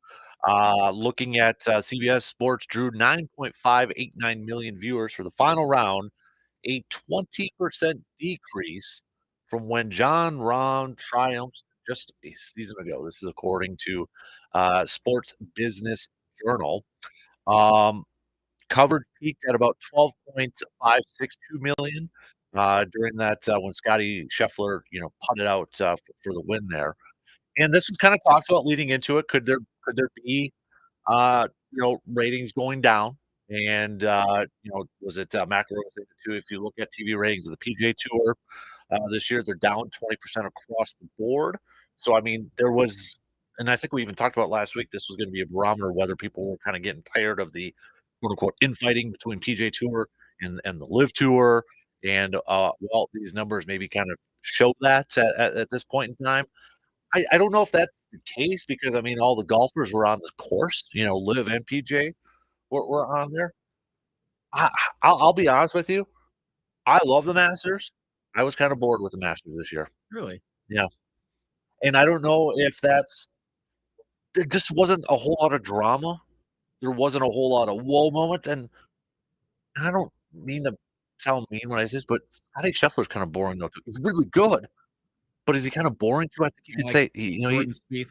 yeah, well, I mean, Jordan Spieth can get a little animated when he's pissed. At least, like he Scheffler kind of just reminds me of Ernie Els. Scheffler's like, correct me if I'm wrong, but from what I've heard, um, he's probably got something close to a 100% approval rating among people in golf world. I don't know that he has enemies. Exactly. Yeah. Which that's refreshing too. I'll root for that guy every day. But I guess if you take that bit of an edge, like when Bryce DeChambeau was starting off really well, like my thought was, oh my gosh, he's gonna win. Which of course that's on Thursday. He's wearing his team gear from Live. I mean, the irons and the clubs he was using designed himself, and they were like 3D printed and all that. I mean, and then it tailed off. So that could be part of it. I mean, if we're talking at the margins here, I mean, again, you're not gonna have Tiger all the time. If he's aging, he's not gonna be golfing. Sorry, it's life. It happens. But you can't always get the good. Maybe if Scheffler wins a few more, because Scheffler's kind of quietly become one of the dominant golfers in the game right now. You kind of have to pay a little bit more attention to Scotty Scheffler. He's really good, but the thing is, when it comes to Scheffler, for me, is like we've kind of seen this with some of the next great ones, like a Spieth, heck, even like a Rory, where they come rearing out and they have these good runs, and then you don't hear from him anymore. Brooks Koepka kind of had that for a little bit, and he's tailed off. I don't know if Scheffler's going to be like that, but it's like I don't want to get my eggs into a basket on a great golfer when they've kind of gone through a run for a couple of years, and then it's like, where do they go to now? Well, okay, and then there's another way of looking at this, and I don't want to get into the Scotty Scheffler can't quote unquote win argument with what I'm about to say, but the thought crossed my mind seeing him get up towards when it was already, what was he within the top 3 on day one and held there. And that's the other thing. It was a pretty consistent one. Like Homo was up there. Oberg was up there a lot. And here's the other part though, too, is like who was in contention with Scotty Scheffler? No, I mean, it wasn't outside of Oberg. They weren't entirely like who the Oberg was that one that we usually get of They came from where though? Actually, Oberg's what, top 10 golfer? But a But lot of people, that's not a they're not- Rory or a Spieth name. Right. The biggest names were Bryson was there, and after that, outside of maybe Morikawa, Unless you're a diehard golf fan, yes, you know Wyndham Clark, and you probably heard of Brian Harmon, but they're not. If The rest were Scotty just was in below. contention with Rory, I think ratings are up a little bit more. Mm-hmm. You know, those type of guys. Right. So yeah, that did hurt with casual fan, I'm sure. Right. So then comes the question though, going long term, and when I sort of get up towards the top, and I know Scheffler was thought of as being I think he had the best odds. Oh yeah, I think easily, across the board. Seems as though he's doing pretty well, especially at Augusta. What if, like how Tiger Woods has always excelled at Augusta, what if Scotty Scheffler always excels at Augusta? And Scotty Scheffler ends up winning. I'm going to go big picture here. What if he ends up winning like 6 of the next 12 or 6 of the next 14 Masters, but he does particularly well at Augusta and then has a regular good career outside of that, to the point that, oh, Scotty Scheffler won another one. Kind of becomes almost like the San Antonio Spurs, to use that, or UConn, to use that analogy once again this week, of not a lightning bolt kind of name, but they're always winning, to the point where you go, oh, he's winning again. Well, that's because he's really good at this golf course. Okay. And that long term, that might actually hurt a little bit. That's all crossed my mind. I mean, if he also does that, then that's remarkable for doing that well at one of the most difficult golf courses on the planet.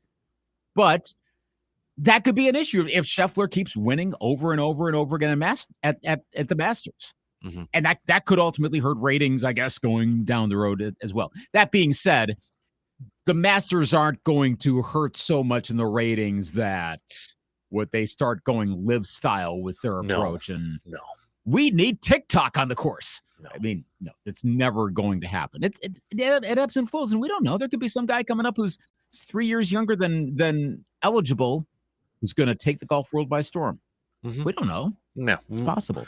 Yeah. So I'm not concerned or anything like that. I know everybody's kind of like, you know, well, it's to live in the PGA. I don't know if it was the whole. I don't know if people are getting tired of it, because I mean, you got to see all of them together on the course. Right. That's why it never phases me. Like right. I hear, I'll see the headlines about Live and PGA, occasionally read a story on that.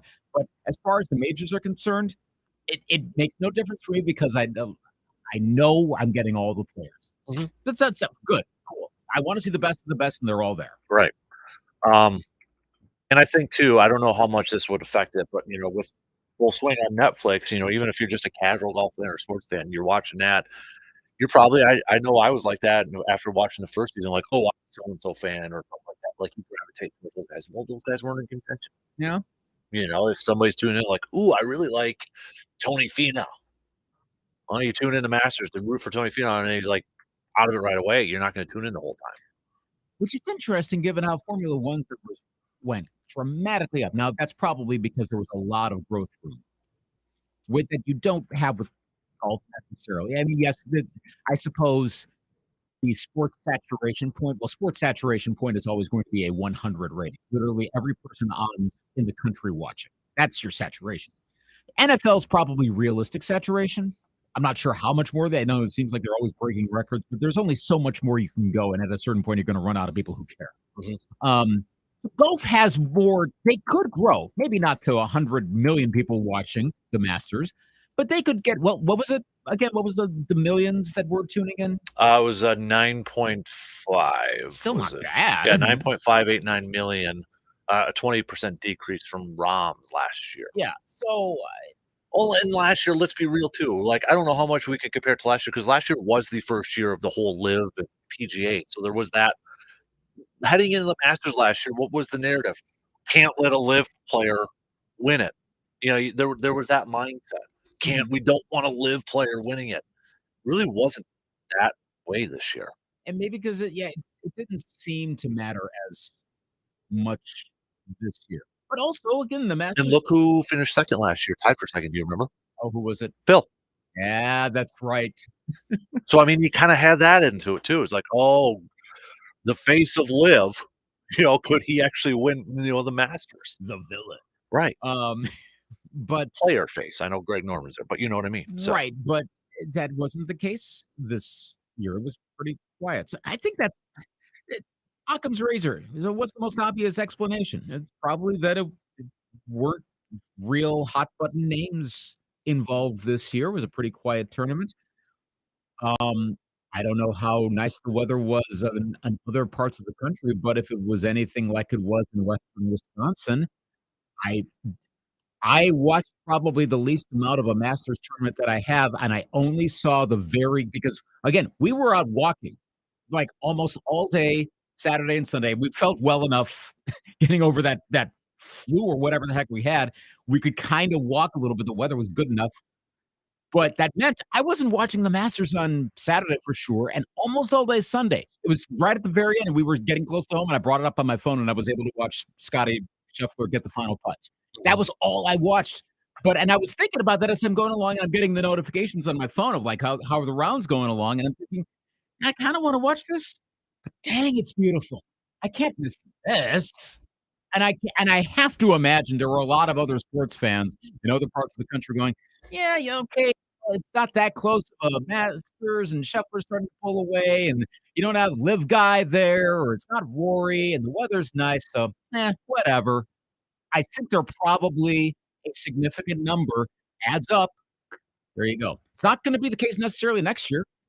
What if it's raining here and we got Rory going up against, I don't know, Bryson going up against who's like outside of Phil Mickelson, who's like team live guy right now? Patrick Reed's not the most well-liked one. Well, John Rahm just went over there too, so, I mean, that's the big one, but Yeah, yeah, I mean, DeChambeau was the obvious one just because he was wearing his yeah. team stuff the whole time and hat So, and yeah, like everything, so Rory versus Bryson next mhm, year, and it's a rainy day around a lot of the country or something like I know it's a big country, it's not raining everywhere.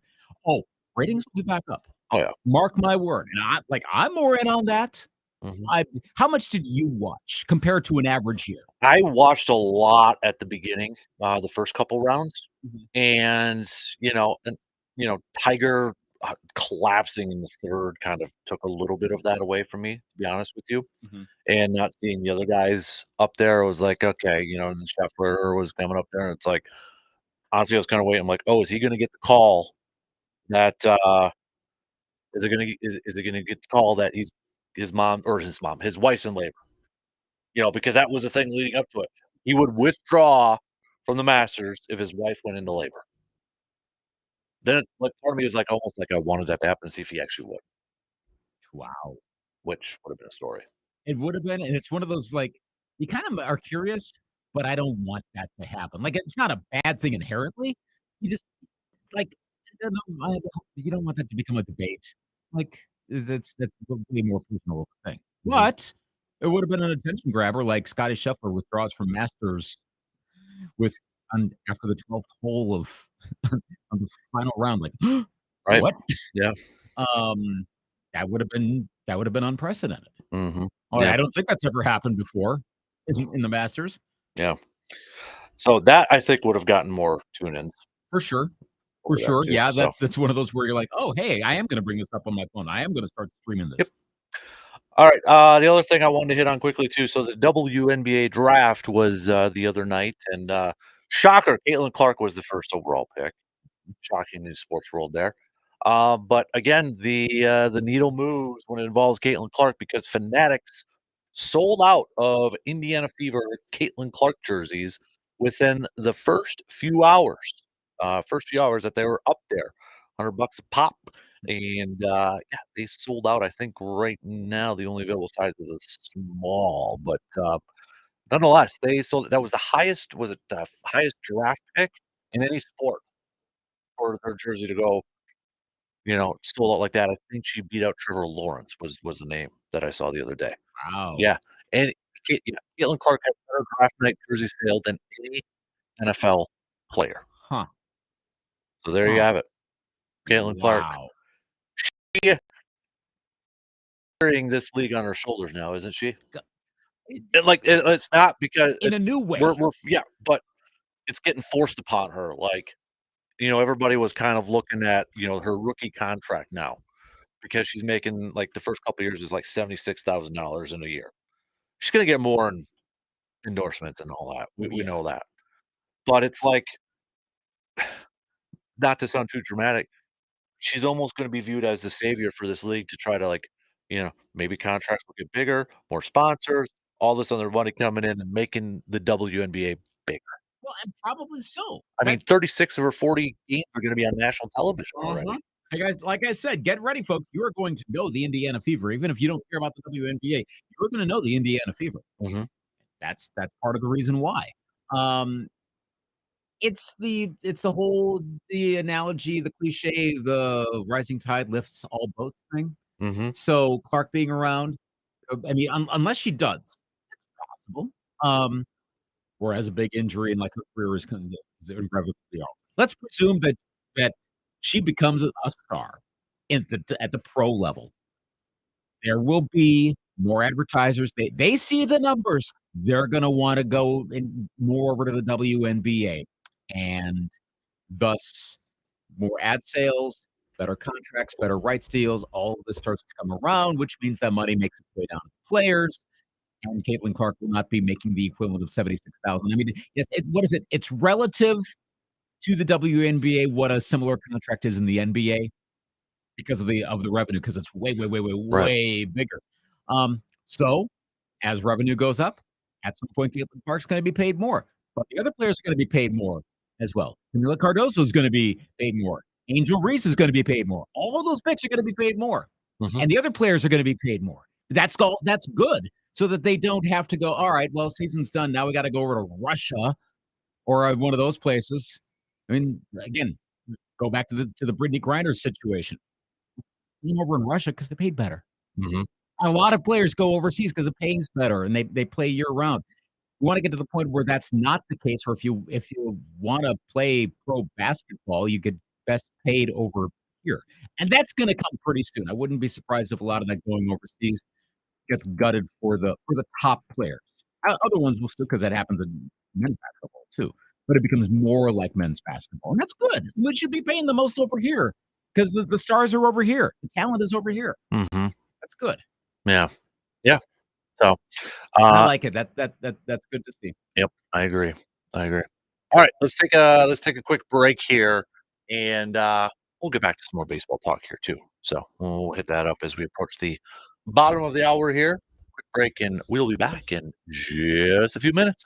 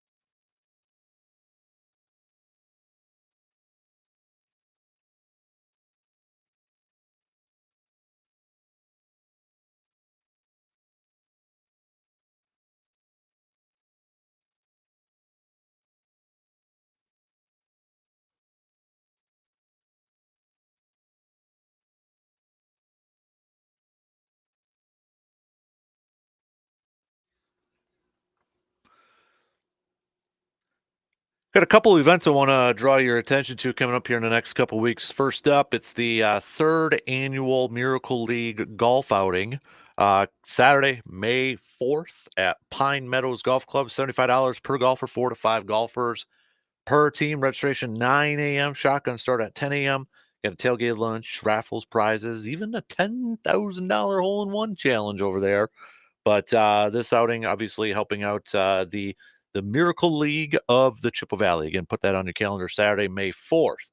And then May 10th, it's the Chippewa Valley Lip Sync Battle over at Eau Claire Event District, helping support 5 local profits in one epic night. I think your station 98.1 is it's part of that too. So Uh-huh. over there too. So put that on the calendar. Go there and support all that we got. And there's also some sponsorship opportunities over there. But looks like the 5 local nonprofits is Ellie Phillips Senior Center, Junior Achievement, Clark County Humane Society, Joshua's Camp, the Children's Museum, and After Party Entertainment. So got a bunch of stuff coming up on the docket. So all right, Brewers. We'll try to avoid being swept by the Padres a little bit later on this morning, 12 or later on this afternoon, 12:10. And then your Twinnies are wrapping up against the Orioles, right? Is it the Orioles that they're Yeah. playing against? So, Yeah. yeah, you They're sound not playing really well against the Orioles right now. really excited about that. So, Yeah. but looking across Major League Baseball, it's still I know it's still early, and we keep saying that, but I mean it is baseball. We got 162 games to try to talk about almost every single day because that's this time of year right now. But, you got the Yankees leading their division, AL East, Baltimore right there too, just half game back. Your division, though, Cleveland Guardians, 12-5, and Kansas City 11-6 Mhm. right now. Kansas City run differential is best in the league. What the heck's going on with your Twinnies, though? Well, injuries, lots. Hey, guess who's I mean, would you have guessed of the big 3, that are also most injury prone that Byron Buxton would be the survivor thus far this season? Well, it's because he doesn't have any sausage races to have to worry about, Yeah, so, and he's done with that, so yep. that's good. So Can we that bring doesn't him help. over in July, though, when we come over? I I don't know. He's It's probably my gonna birthday present. Let's bring the racing sausages over. he'll be on the IL by then. Don't worry about it. Just coming off after the All-Star break too, so, yeah. It's bad timing always. No Royce Lewis doesn't help, obviously. I mean, Correa's been around, but now he's injured. Uh, there's a whole lot of injuries across the team. They've almost run out of healthy position players they can upgrade, and they also didn't spend. They're all like, "Yeah, we're gonna pocket some money this year." Cool. Here's what's happening. You guys suck in the field. So, okay, that's what happened. They were the one team that telegraphed a pay cut. Now they're 6-10. Again, still somewhat early. There's 16 out of 162 games. There's a lot of time to turn around here. Like, I think Cleveland falls back to earth at some point. Kansas City and Detroit, I figured would have more potential to surprise, relatively speaking. I know Detroit actually is on -1 run differential. Uh, Kansas City's got some good talent on it. Cole Reagans is a good pitcher. Bobby Wood Jr. is a really good player. Yep. I think Kansas City is like I said in my predictions that Detroit's going to be that team that's going to be like in line for a playoff spot for a good chunk of the season, and then they can't quite pull it off.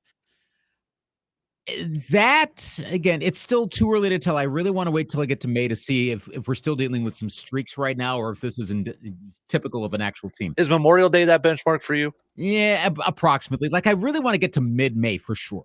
By that point, you're past like a good month of a team, Mm-hmm. and you can start to see how are they starting to trend a little bit more. And yeah, things can happen all throughout the year. You can get halfway through. Like remember the Brewers? What was it? The 2014 Brewers that they held on through like June, and then suddenly early July fell apart. Mm-hmm. So it can happen at any time during the season. Kansas City, though, I think's got more substance. I think they are going to be the biggest challenger when I think Minnesota's going to right their ship at a certain point. They've got enough. I mean, Correa's going to be back. Lewis is going to be back. They I am curious if Pablo Lopez actually has a decent game today. He hasn't pitched that well for a guy who's supposed to be one of the best pitchers in the league. He's not been pitching well. Well, first game he was, and then he hasn't. But again, that's my point. We don't have much of a sample size. Mm-hmm. I don't know. The White Sox, might need to be like if we can do relegation, They and stink. we make them a triple A team. Now they've had injuries. They were going to be bad, and then they get injuries on top of that. 2-14. So you're saying that when I go to that game on the 1st, I should be guaranteed to win. Yes. Hopefully. Stone cold locks, All right. ice cold throwing a beer reference, lock victory. All right. So of course the Chi Sox will win 4-2. Probably. Yep. Yeah, it's early on though. Like I see why the Orioles needed to call up Jackson Holiday because you know what they were doing. Yeah. It's service time manipulation, and then hey, maybe we need this guy so we don't end up losing the division because we're holding them down to save some money. Yep. So they had to bail on that. But good. Okay, so now the Orioles are going to be maybe we see what's happening right now. And Holiday, I know his numbers aren't great to start. Dude just started his career. Let's give him some time. He's going to be good. Yeah, really good. But the Guardians are a genuine surprise. Astros, okay. We can talk about the Twins. What's up with Houston?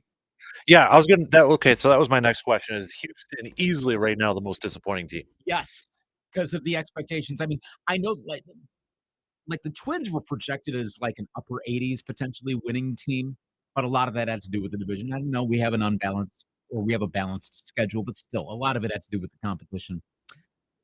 Houston was supposed to be juggernaut level. Yeah.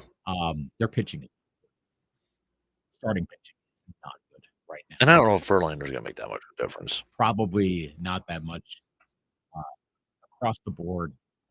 Valdez, except something's not right with them. Maybe they're going through their rough patch right now again. I'm going to say that about every team right now, but this is not that's concerning. Minus 22 run differential, that's bad. Because the worst run differentials right now, the White Sox are minus 53. So how many games have they played? So 16, 15, 16, 32, 40. So that's basically they've lost every game by just over 3 runs a game. Mm-hmm.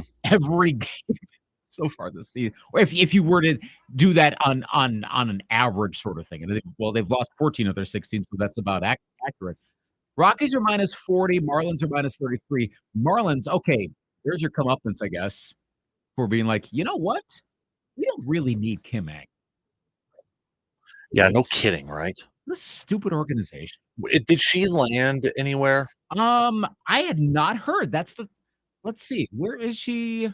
For anybody to know, she was the general manager for the Marlins last year, and they asked her to take a demotion or pay cut. Yeah, it's like demotion. Yeah. Well, and that's because I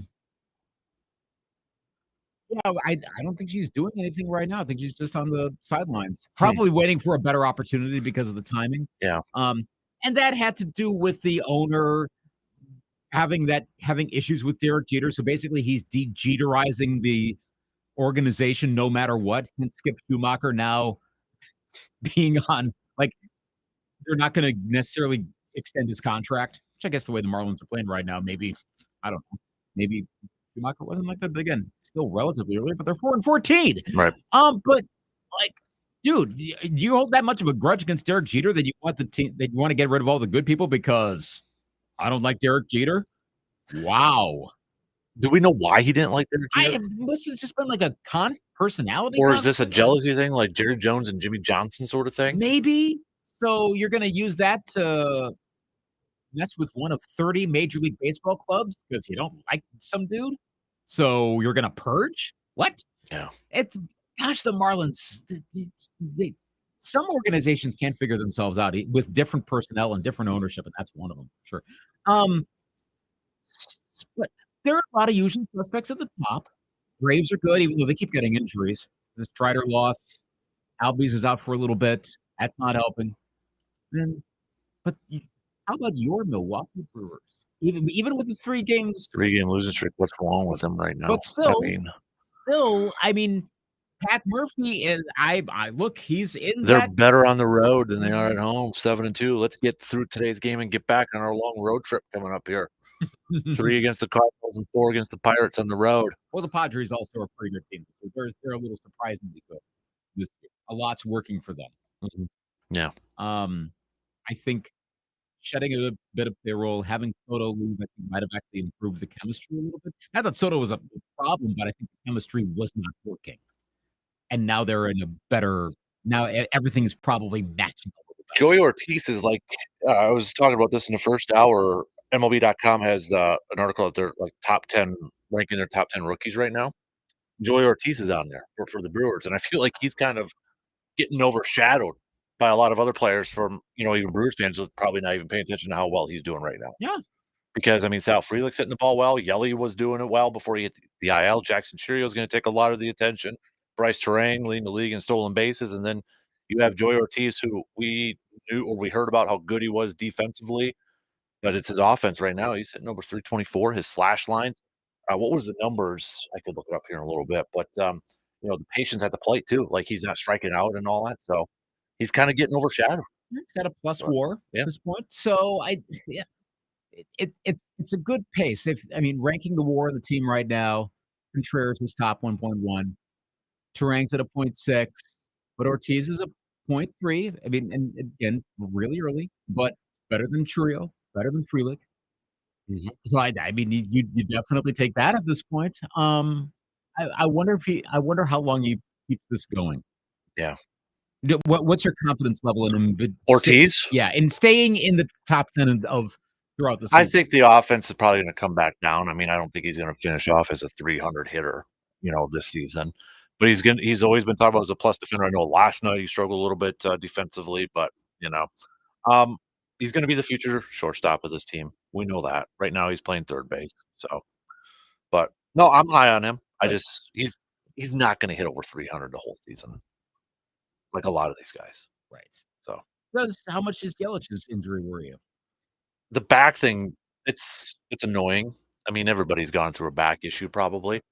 The thing that concerns me is that they said they were trying these medications and such, and there was like nothing. So I don't know if like they were just giving him ibuprofen and seeing if that was helping or what. But Yelich and back is Ryan Braun and oblique and Ryan Braun or thumb. It's gonna happen a few times in the season. It's like Ryan Braun and oblique. Yep. Okay. There we go. Or thumb. He's got to get the nerves frozen again on there. It's a tradition unlike any other at this point. So it's probably going to happen a couple more times this year. Yeah. It's going to get some icy hot or those pads to put on there. What does Shaq sell now?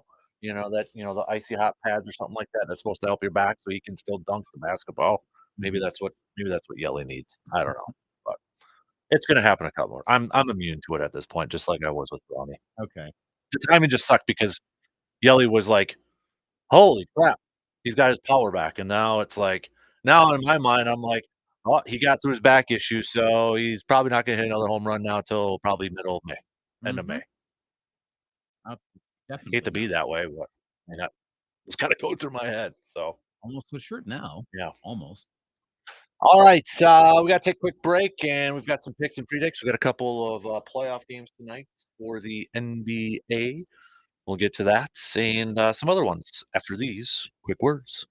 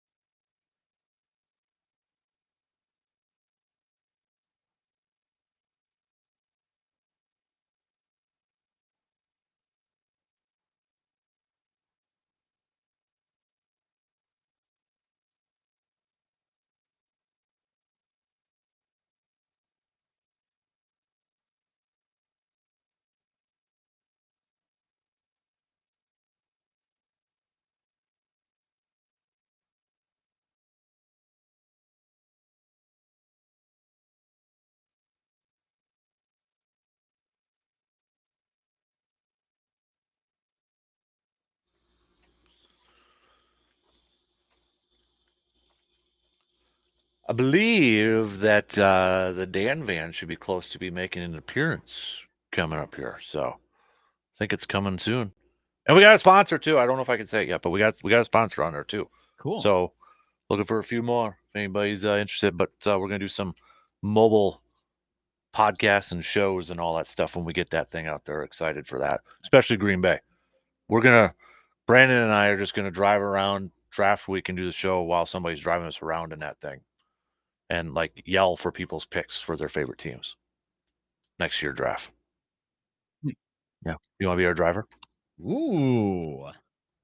We got a big board. We got some resumes that came in. People volunteering to be drivers. So, Okay. downtown Green Bay, some random radio station driving around and hollering for everybody's mock picks for their draft. So we have a goal of finding 32 fans and doing a fan mock draft for that. Just randomly yelling out of the vehicle. And then we'll have a big board on there too. So yeah, we got to get the ice cream music, the ice cream truck music to go around too. Right? I predict that the Packers are going to draft Kool-Aid. Well, McKinstry? Yeah. Okay. That's your pick? No, I'm just doing like I'm imagining you driving around like calling out potential picks and stuff. No, we're asking the fans. We're asking people. So when I see that Jaguars fan that's in Green Bay, and put them on the spot. Who do you want? Yeah. You suck. Yep. That's not what I want. No. Yeah. Stop. Let's do some picks and predicts brought to you by the Elbow Room in Eau Claire. Don't forget Wednesday night trivia at the Elbow Room. So do trivia while enjoying a nice, cool rain cave light. Let's do some hoops games. We've got a couple more playing games. This time it's the Eastern Conference side of things. Let's start off with Miami at Philly. Philly's 5.5 favorites. I'm going to start with this. The winner of this game would be in line to play the Knicks.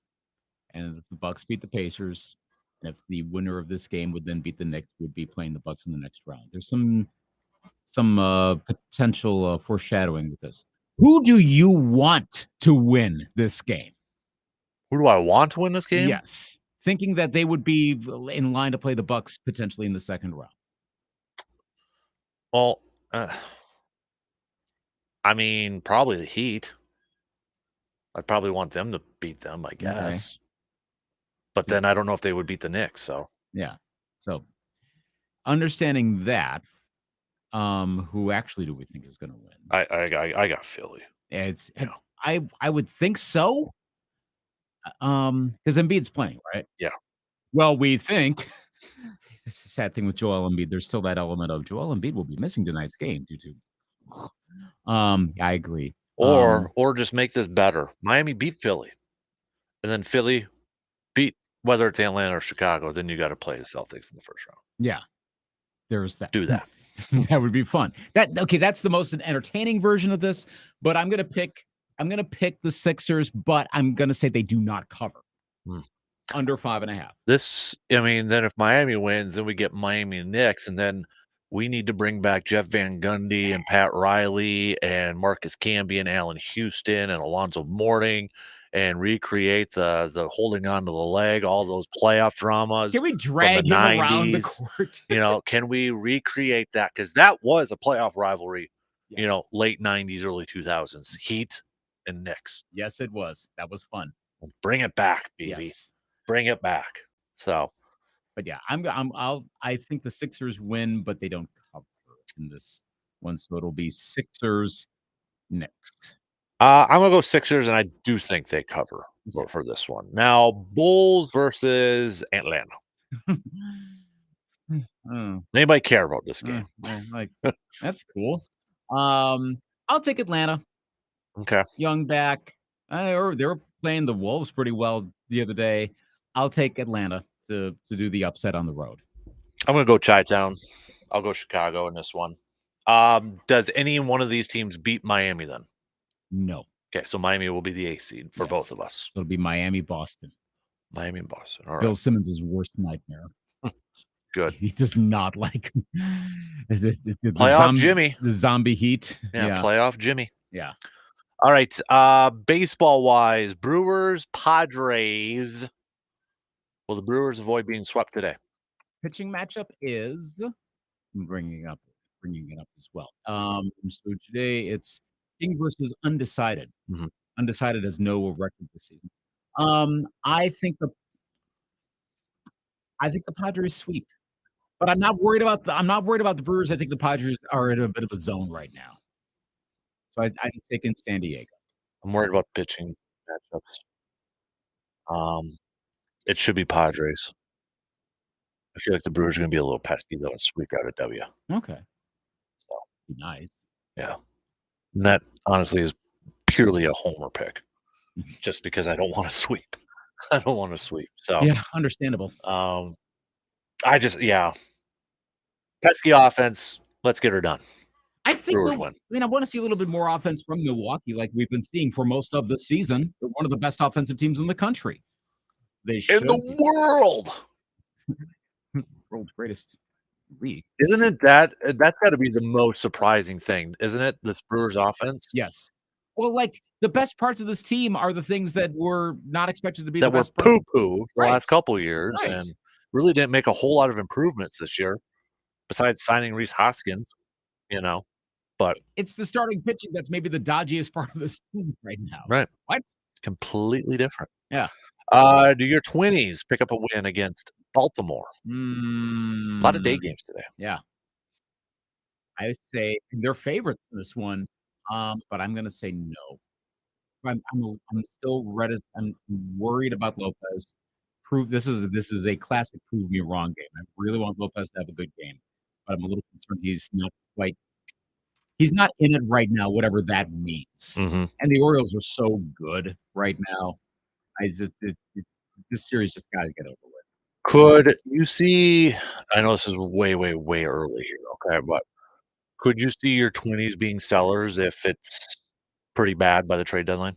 Hey, if that's a way for the Pohlats to make some more money, that'd be cool. Um, I I know there's that article, and I've not yet read it about like the team that ever or the player that every team should consider trading before the deadline. And I've not yet seen what that is for the Twins. I could see them doing that. I don't think it's going to be like a big, big player. Like it's not going to be Carlos Correa, and definitely not Royce Lewis. He's an untouchable. I don't know that you could trade Byron Buxton, honestly. But after that, I like what are we talking? Max Kepler? What are you really getting back for that? So they may be sellers, but not in a big, big way. I could see it happening though. Mhm. Um, but the nature of the division is unless the Twins are trying to save even more money, I don't know that you really want to give up where you could still probably win the division and then let the chips fall where they may in the playoffs. Mhm. So I don't think anything dramatic is coming. I'll put it that way. All right. Do you wanna do some hockey picks quick since did I see that correctly too, that, the final playoff spot was nabbed up? We're basically there at this point. So it Yeah. almost doesn't matter at this point. Minnesota's not in it. Correct. So at this point, it's all playoffs. Yeah, my Kraken, not in it. Eesh. Not good Not seasons not for good for either. both of Nope. us Nope. here, man. Nope. So, It's not a good one. who do you got in your, Stanley Cup? Oh boy, I got about a minute to pick this one. Or do you wanna wait till next week? Let's wait on this one because I got to figure out which. Okay, so the President's Cup goes to the Rangers, so they're Yep. a lock to lose in the first round. Oh, recent history. I got to think about this, but I do know Dallas. Okay, two quick things, and as we look ahead to the next week. One, looks like a lot of the usual suspects. We don't have one of those like who kind of teams this year that could go on a run. Like the Lightning have one of the lesser records in the East. Number two, Dallas is freaking awesome right Does that now. grind your gears too? Yes, it does. But I might end up having to pick them. Well, I'll give it a week to Alright, let it stew marinate. on that more. Let it marinate. Yes. Let it marinate. So, congrats again to all the, winners for the putting challenge. Carpet City Flooring Center posted up all the winners. People will be getting, in touch with you if you are a winner. DP and the Danettes, they're up next. Have yourself a fantastic rest of your Wednesday. We'll do it again tomorrow, just past 6 a.m. Talk to you then.